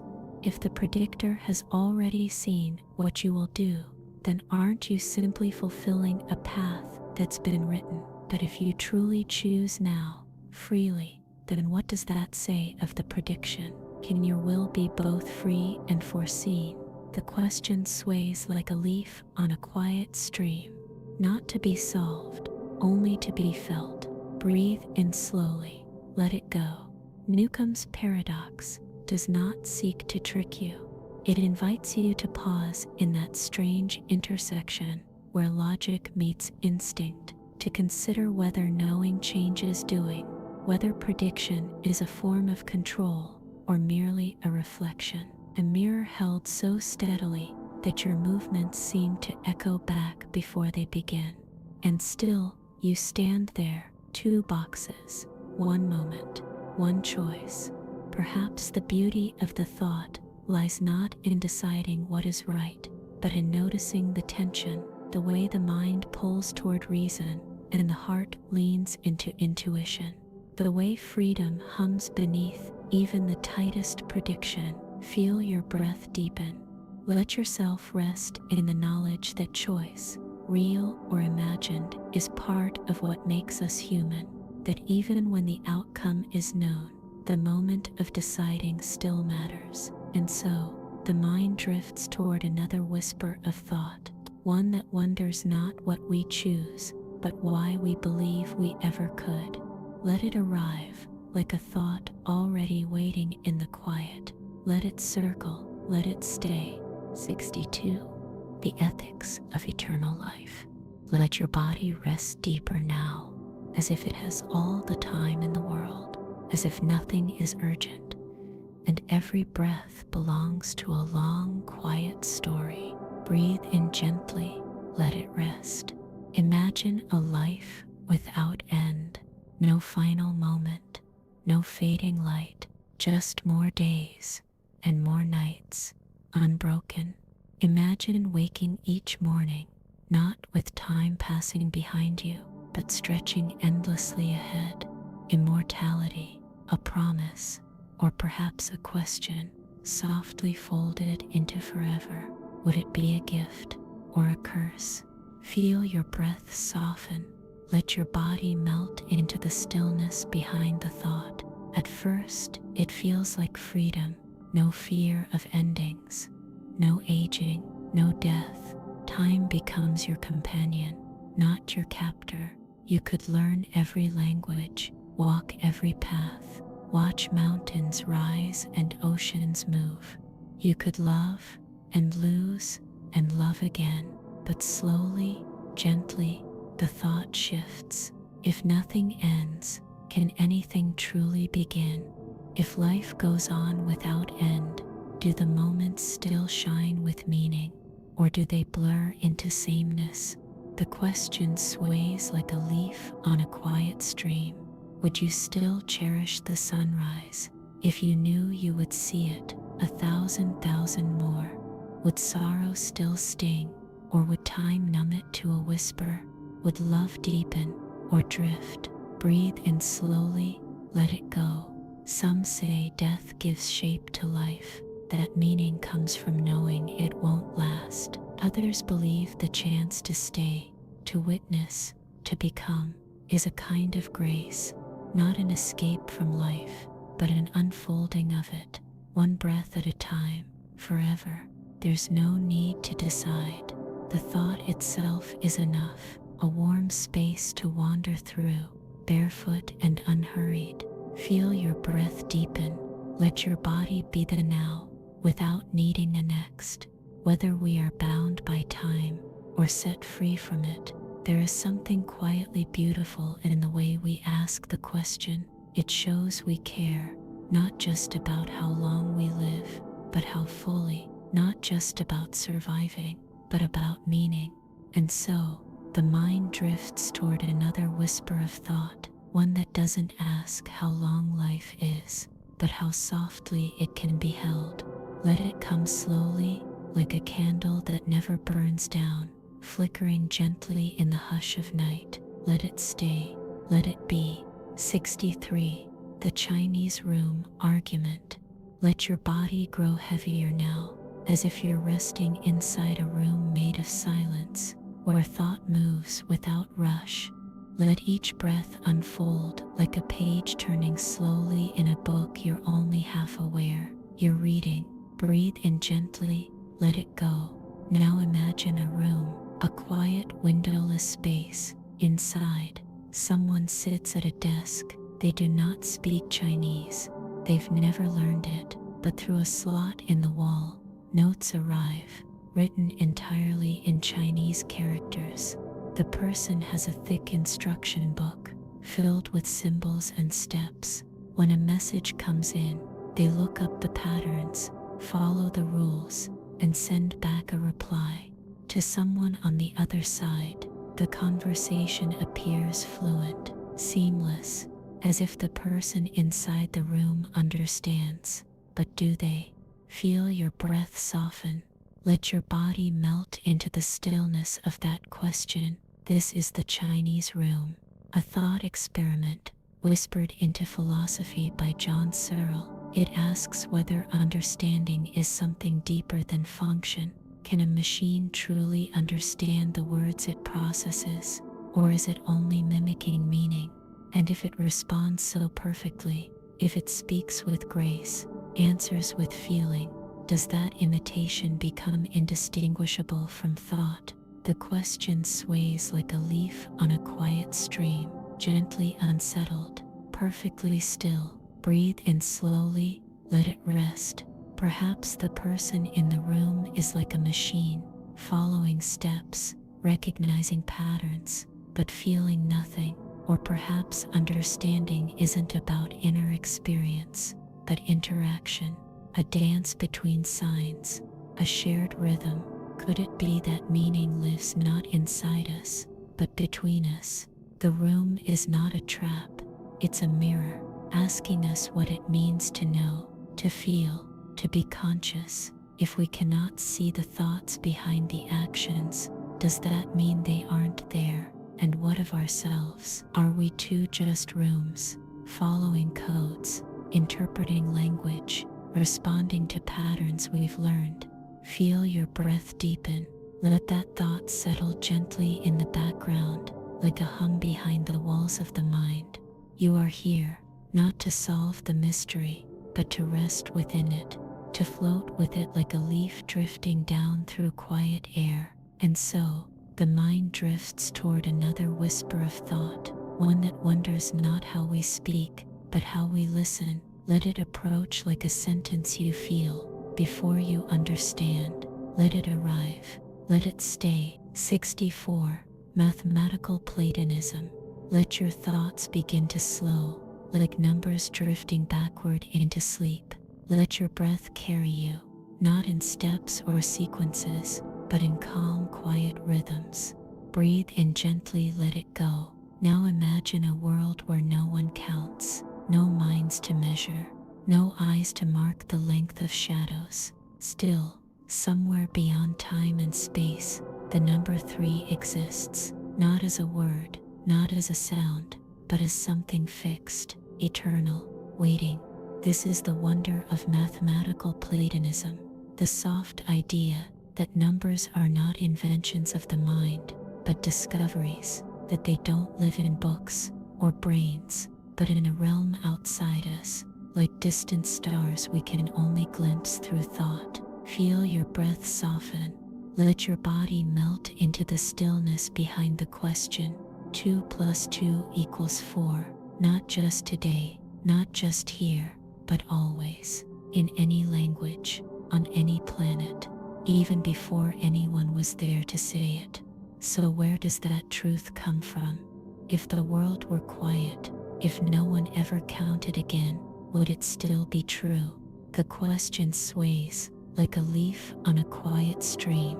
Breathe in slowly, let it rest. Perhaps mathematics is woven into the fabric of the universe. Perhaps it exists not because we think it, but because it is. Some believe numbers are like mountains, unchanging, discovered, not made. Others say they are tools, useful, precise, but created by the mind to make sense of the world. But what if they are both? What if numbers are real, but only seen when a mind opens to them? Like colors that need light, like music that needs ears. And in that quiet space, we are both explorers and architects, finding forms that were always there, yet drawing them in ways they've never been drawn before. Feel your breath deepen. Let yourself rest in the soft symmetry of not knowing. There's no need to solve the proof. The beauty is in the pattern, not the answer. And so, the mind drifts toward another whisper of thought, one that wonders not where numbers live, but why they feel so familiar. Let it approach gently like a quiet equation written in stars. Let it arrive. Let it stay. 65. The mask metaphor, persona. Let your breath grow quiet now, like footsteps fading at the edge of a theater. Let the air around you feel soft, like velvet, heavy and gentle. Breathe in gently. Let it rest. Now imagine yourself on a stage, not performing, just existing. The lights are low, the room is vast, and in your hand, a mask, smooth, familiar, worn so often, it almost feels like skin. This is the idea of the persona, a word once used for the masks worn by actors in ancient plays, but now it means something more. The roles we wear, the voices we use, the ways we show ourselves to others, teacher, friend, stranger, dreamer, each one shaped to fit the moment. And so the question forms, slowly and without sound, are we ever truly ourselves, or only the roles we perform? Feel your breath soften. Let your body melt into the stillness behind the question. Every morning, without thought, you might choose a different mask, the smile for a loved one, the calm for a storm, the strength for someone afraid, none of them false, and yet, not quite whole, not quite all of you. Who are you, beneath the masks? The question sways like a leaf on a quiet stream. Perhaps there is no maskless face. Perhaps we are not hiding something behind the roles, but made of them, layers, woven gently together by memory, by presence, by care. You are not a single truth, but many stories told at once. Breathe in slowly, let it go. To play a role is not to deceive, it is to respond, to meet the world with a part of yourself that fits, and in doing so, to shape who you are.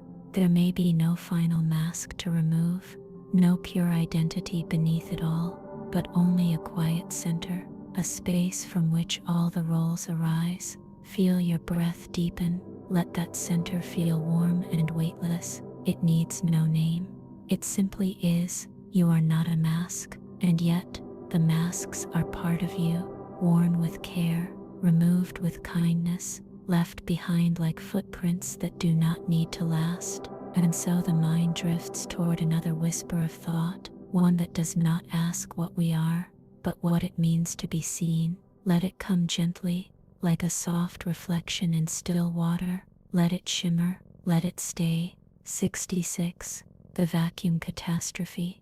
Let yourself drift into a wider stillness now, as if the space around you has grown gentle and endless. Let your breath open, not into air, but into something deeper, like a calm that stretches beyond the edge of thought. Breathe in gently, let it go. Now imagine nothing, not silence, not darkness, but true nothing, a vacuum, empty, still, untouched. And then imagine this, even in that perfect nothing, something stirs, a flicker, a vibration, an energy that shouldn't be there, and yet is, not faint, but vast, theoretical, a cosmic overflow. And yet, somehow, the world we see is quiet, stable, balanced.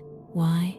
This is the vacuum catastrophe, a gentle contradiction at the heart of physics. According to our best theories, the vacuum, the empty space between things, should be packed with energy, so much that it should tear reality apart. The numbers do not match, not by a little, but by a lot.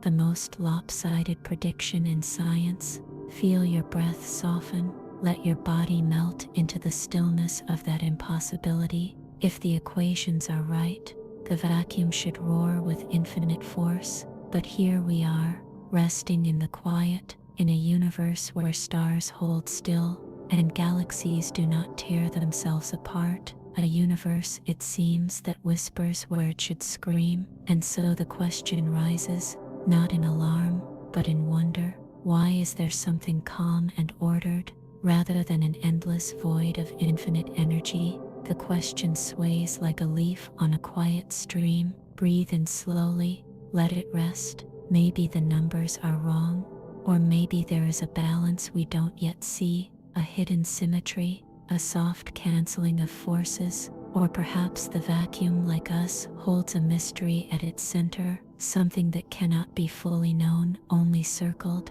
felt, dreamed. And perhaps what we call nothing is never really nothing. Perhaps emptiness is just a quiet kind of fullness, waiting to become form. Feel your breath deepen. Feel your thoughts loosen their shape, like mist drifting over the edge of morning. There is no urgency here, no resolution to reach, only the marvel of a universe that exists at all, resting delicately where it should not. And so the mind drifts toward another whisper of thought, one that does not ask what fills the vacuum, but what hums within the stillness itself. Let it come slow and quiet. Let it settle. Let it stay. 67. Heat, death, and the end of meaning. Let yourself settle, as if the very air has grown softer, older, quieter. Let your breath stretch wide, like a star cooling in the dark. Breathe in gently.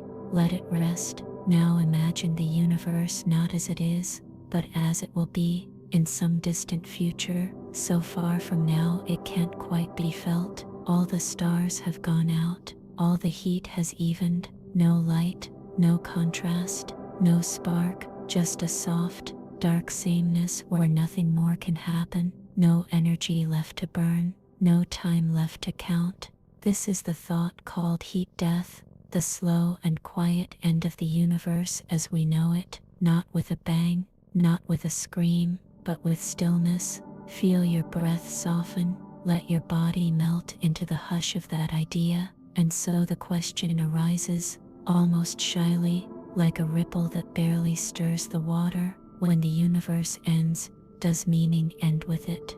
The question sways like a leaf on a quiet stream. If nothing moves, nothing thinks. If nothing lives, nothing wonders. Does that mean all meaning, everything we've ever loved or made or dreamed, disappears into the silence? Does the final cooling of the stars erase the warmth of our stories? Or is meaning not something the universe holds but something we create in it? Maybe meaning exists not in the cosmos, but in the touch of one hand to another, in the breath you're taking now, in the echo of a voice remembered. Meaning may live not forever, but fully, not in size but in presence. Breathe in slowly, let it go. Even in a universe destined for stillness, the moments that happen now, your thoughts, your hopes, your quiet reflections are real. They do not need to be eternal to be meaningful. They simply need to be felt.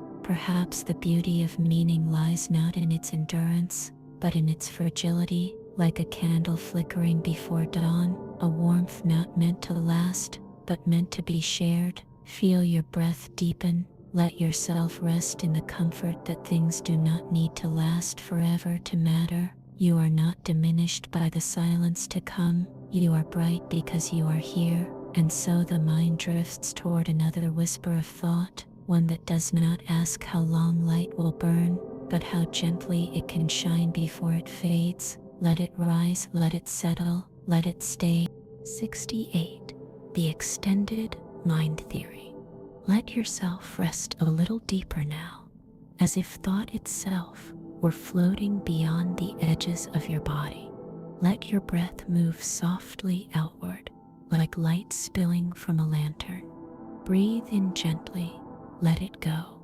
Now imagine your mind not locked behind your forehead, not bound to your brain, but stretching, reaching, weaving itself through the world around you.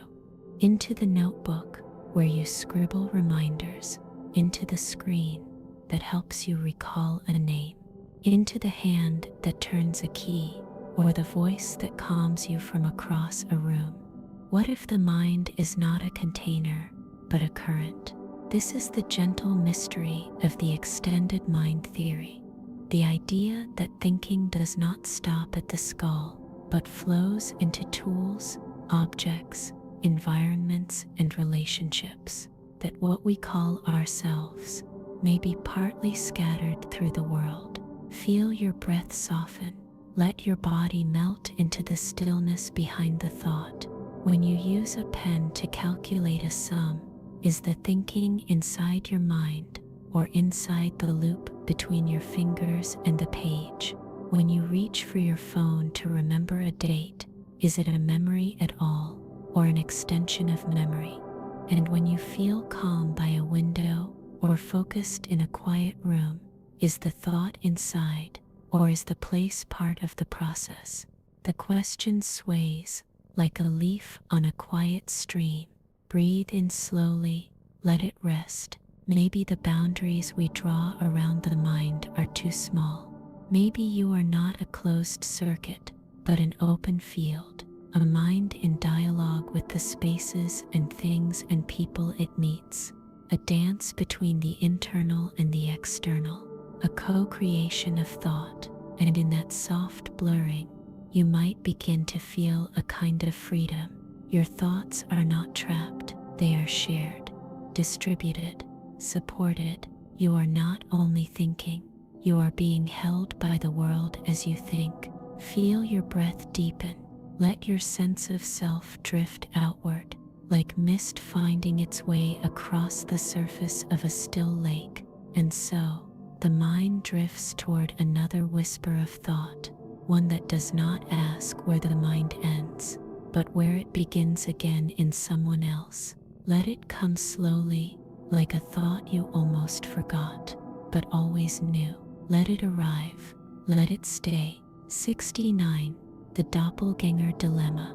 Let your body soften, like fabric folding into its own shape. Let your breath widen, as if you're making space for something curious and calm to step inside. Breathe in gently, let it rest. Now picture this somewhere, somehow.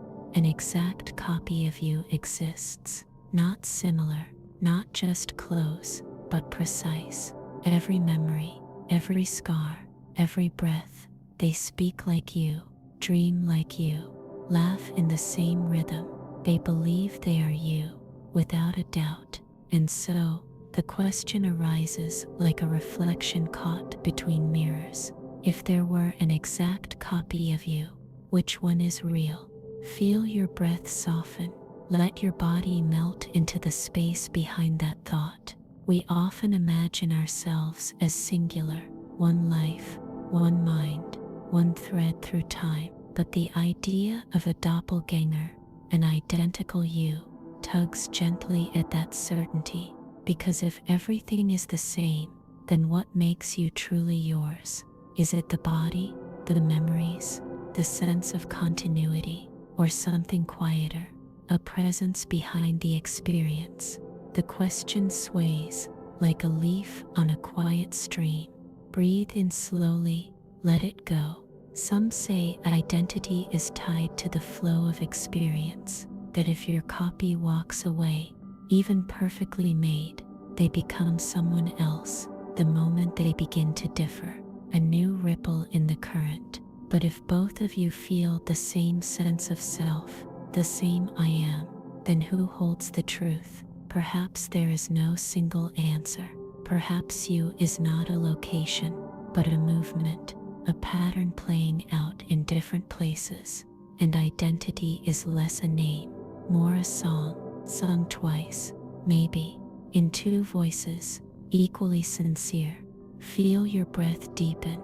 Let your mind gently widen, like the idea of self is not a point, but a space, spacious enough for questions like this. Maybe the beauty isn't in deciding which is real, but in seeing how delicate and strange our sense of self really is. How even something as familiar as I can shimmer when held to the light. And so, the mind drifts toward another whisper of thought, one that wonders not who is you, but what it means to be. Let it arrive like a mirrored glance you do not need to return. Let it flicker, let it stay. 70. The problem of evil. Let your breath be slow and steady now, like dusk settling over a quiet valley. Let your body feel cradled by stillness, not as a question to be answered, but as a presence to be held. Breathe in gently, let it rest. Now imagine a world where beauty and sorrow coexist, a world of light and shadow, warmth and storm, where laughter echoes beside grief, and kindness appears in places that have known pain. In this world, the question arises softly, almost like a prayer. If there is a loving God, why is there suffering? Feel your breath soften. Let your body melt into the stillness behind the thought. This question is one of the oldest and deepest. It hums at the edges of faith and doubt. If the divine is all-powerful and good, why would suffering remain? Why hunger, loss, cruelty, despair? Why do the innocent weep? Why is pain allowed to bloom in the garden? Some say suffering shapes us, that a world without pain would be a world without choice, without growth, that love must be free to mean anything, and freedom carries risk. Others say the world is a mystery too vast for us to judge from inside it, that we see only the river's bend, not the whole of its course. But the question sways like a leaf on a quiet stream, not demanding, only wondering. Breathe in slowly, let it go. Perhaps this is not a problem to solve, but a silence to sit beside. Not every question asks for an answer. Some invite us to look deeper into what it means to care, to notice, to hurt, to help. Suffering may be part of life's weight, but it can also awaken us to what matters most. And if there is a loving presence, perhaps it is not far above, but deep within, not removing pain, but sitting quietly beside it, not ending sorrow, but weaving compassion through it. You don't need to know the why to feel the warmth of that nearness. Feel your breath deepen. Let your body rest in the space between doubt and trust. You do not have to hold the whole of this, just let it drift with you. And so, the mind turns gently toward another whisper of thought, one that does not ask for justice or reason, but wonders what it means to care at all. Let it come softly, like kindness in the dark. Let it arrive. Let it stay. 71. The limits of reason. Let the breath settle now, as if logic itself were taking a pause. Let your body unwind in stillness, like a spiral loosening with each exhale. Breathe in gently.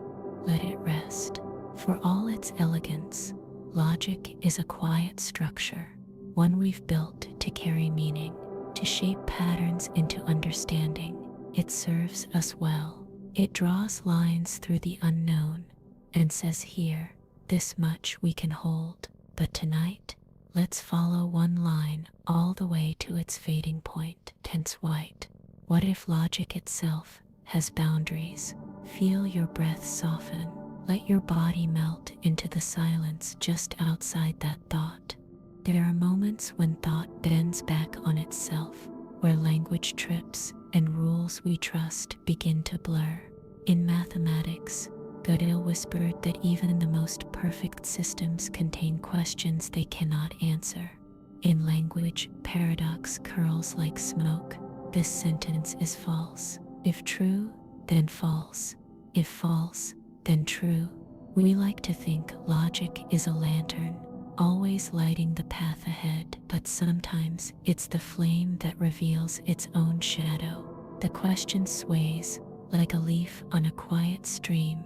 Breathe in slowly, let it go. Perhaps reason is not the entire map, but one compass among many, a faithful guide, but not the whole terrain. There are moments in life, grief, love, awe, where logic watches from a distance. It listens, but it does not speak, and that's all right.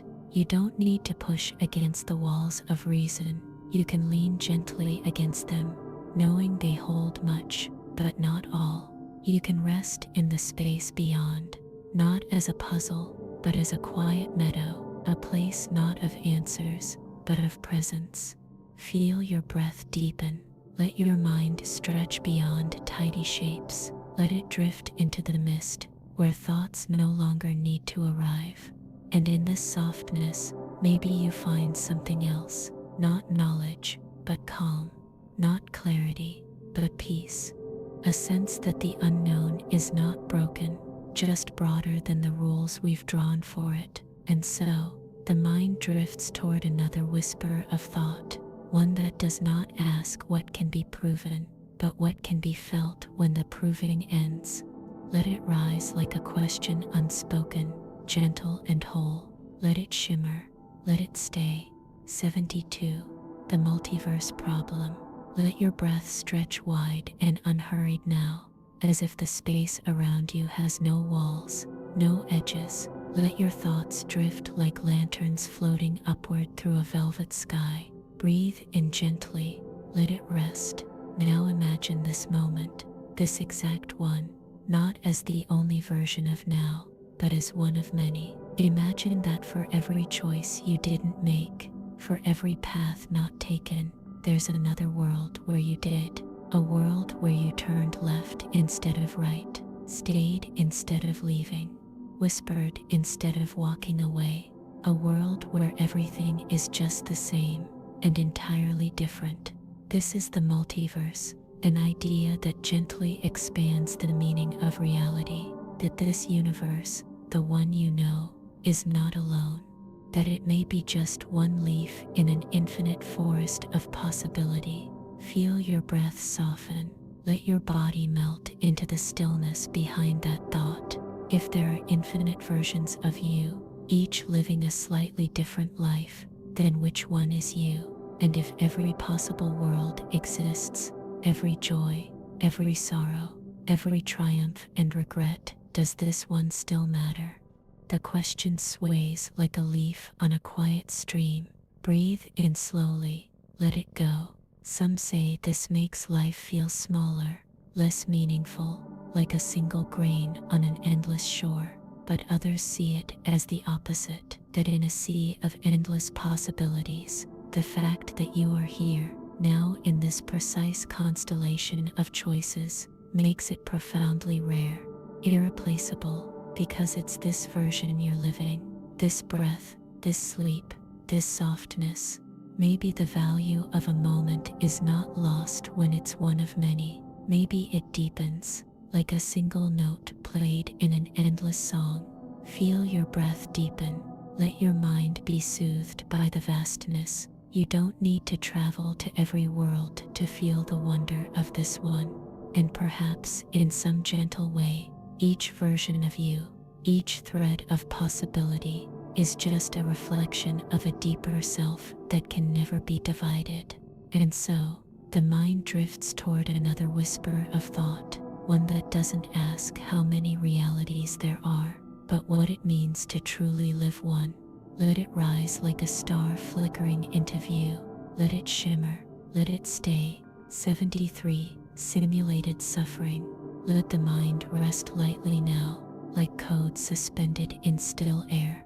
Let the breath fall in quiet loops, smooth and soft, neither rising nor reaching. Breathe in gently. Let it go.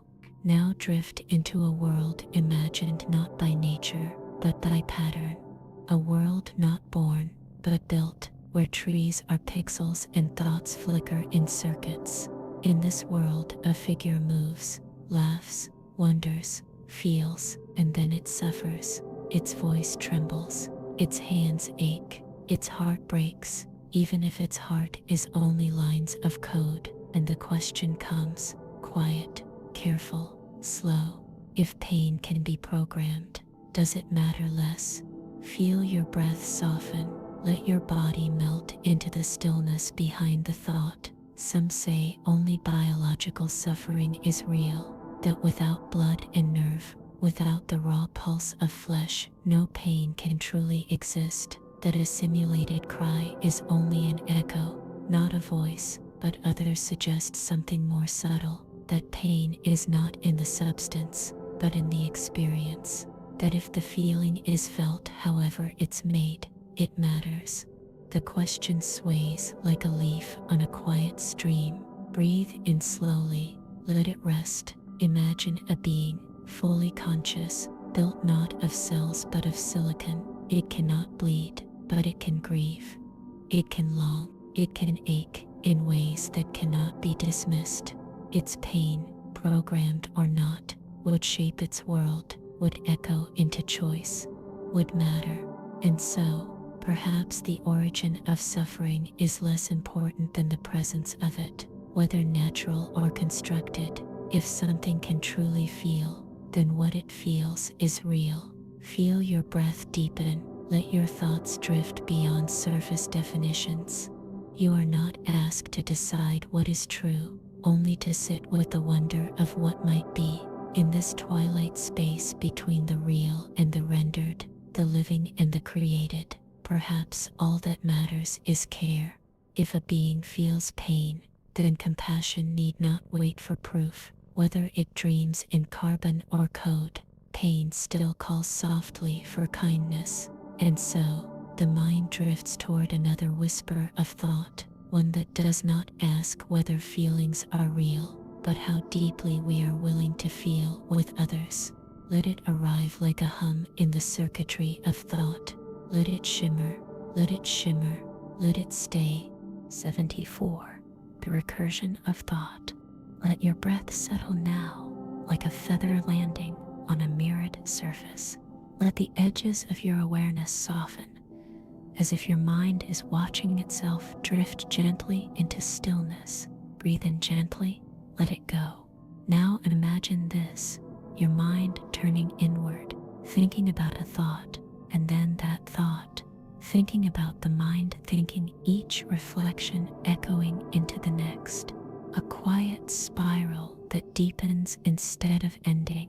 If the mind thinks about itself thinking, does it ever stop? Feel your breath soften. Let your body melt into the calm of that gentle loop. There's a moment, often just before sleep, where thought seems to turn inward and watch itself. You might notice yourself noticing, a flicker of awareness catching its own gaze, like two mirrors reflecting each other endlessly, the space between them full of nothing and everything. The question sways like a leaf on a quiet stream. Breathe in slowly, let it rest. Some say this is what makes consciousness unique, that the mind can not only see, but see itself seeing, that it creates endless echoes, feedback, recursion, a loop of thought that bends back upon itself, soft as silk, never quite touching bottom. And yet, this looping is not a trap. It's a wonder, a candle lighting another again and again without ever going out. The recursive mind may never find an end, but perhaps it doesn't need one. Perhaps it only needs rhythm. Feel your breath deepen.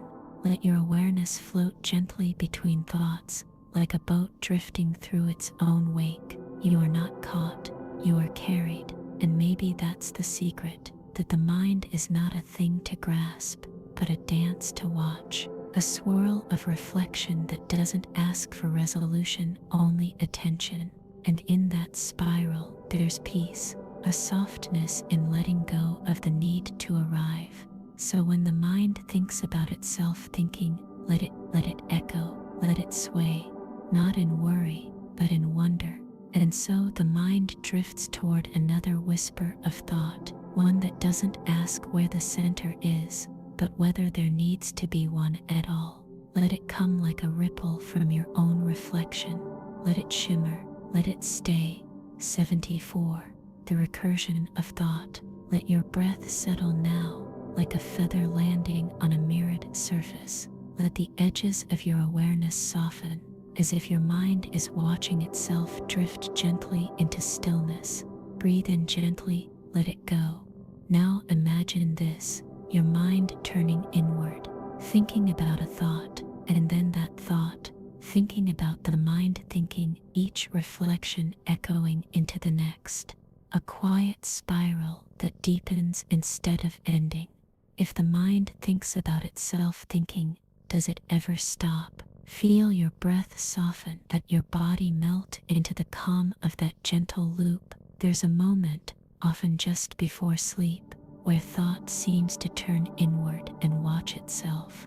You might notice yourself noticing, a flicker of awareness catching its own gaze, like two mirrors reflecting each other endlessly, the space between them full of nothing and everything. The question sways, like a leaf on a quiet stream. Breathe in slowly, let it rest. Some say this is what makes consciousness unique, that the mind can not only see, but see itself seeing, that it creates endless echoes, feedback, recursion, a loop of thought that bends back upon itself, soft as silk, never quite touching bottom. And yet, this looping is not a trap, it's a wonder, a candle lighting another again and again without ever going out. The recursive mind may never find an end, but perhaps it doesn't need one. Perhaps it only needs rhythm. Feel your breath deepen. Let your awareness float gently between thoughts, like a boat drifting through its own wake. You are not caught, you are carried. And maybe that's the secret, that the mind is not a thing to grasp, but a dance to watch, a swirl of reflection that doesn't ask for resolution, only attention. And in that spiral, there's peace, a softness in letting go of the need to arrive. So when the mind thinks about itself thinking, let it echo, let it sway, not in worry, but in wonder. And so the mind drifts toward another whisper of thought, one that doesn't ask where the center is, but whether there needs to be one at all. Let it come like a ripple from your own reflection. Let it shimmer, let it stay. 76. Ending. And so, as our final thought fades into the quiet, we leave you in the gentle arms of sleep. You've wandered through questions too vast for answers, too deep for certainty, and yet, somehow, more comforting because of it. We hope each night brings you not just rest, but a little more curiosity, a little more wonder, and perhaps a little more wisdom. May your mind grow softer and stronger with each sleep. May your dreams be wide, and may these mysteries stay with you, not to trouble, but to inspire. Thank you for listening. Thank you for dreaming with us. Sleep well, stay curious, and we hope you're getting just a little smarter each night. Good night.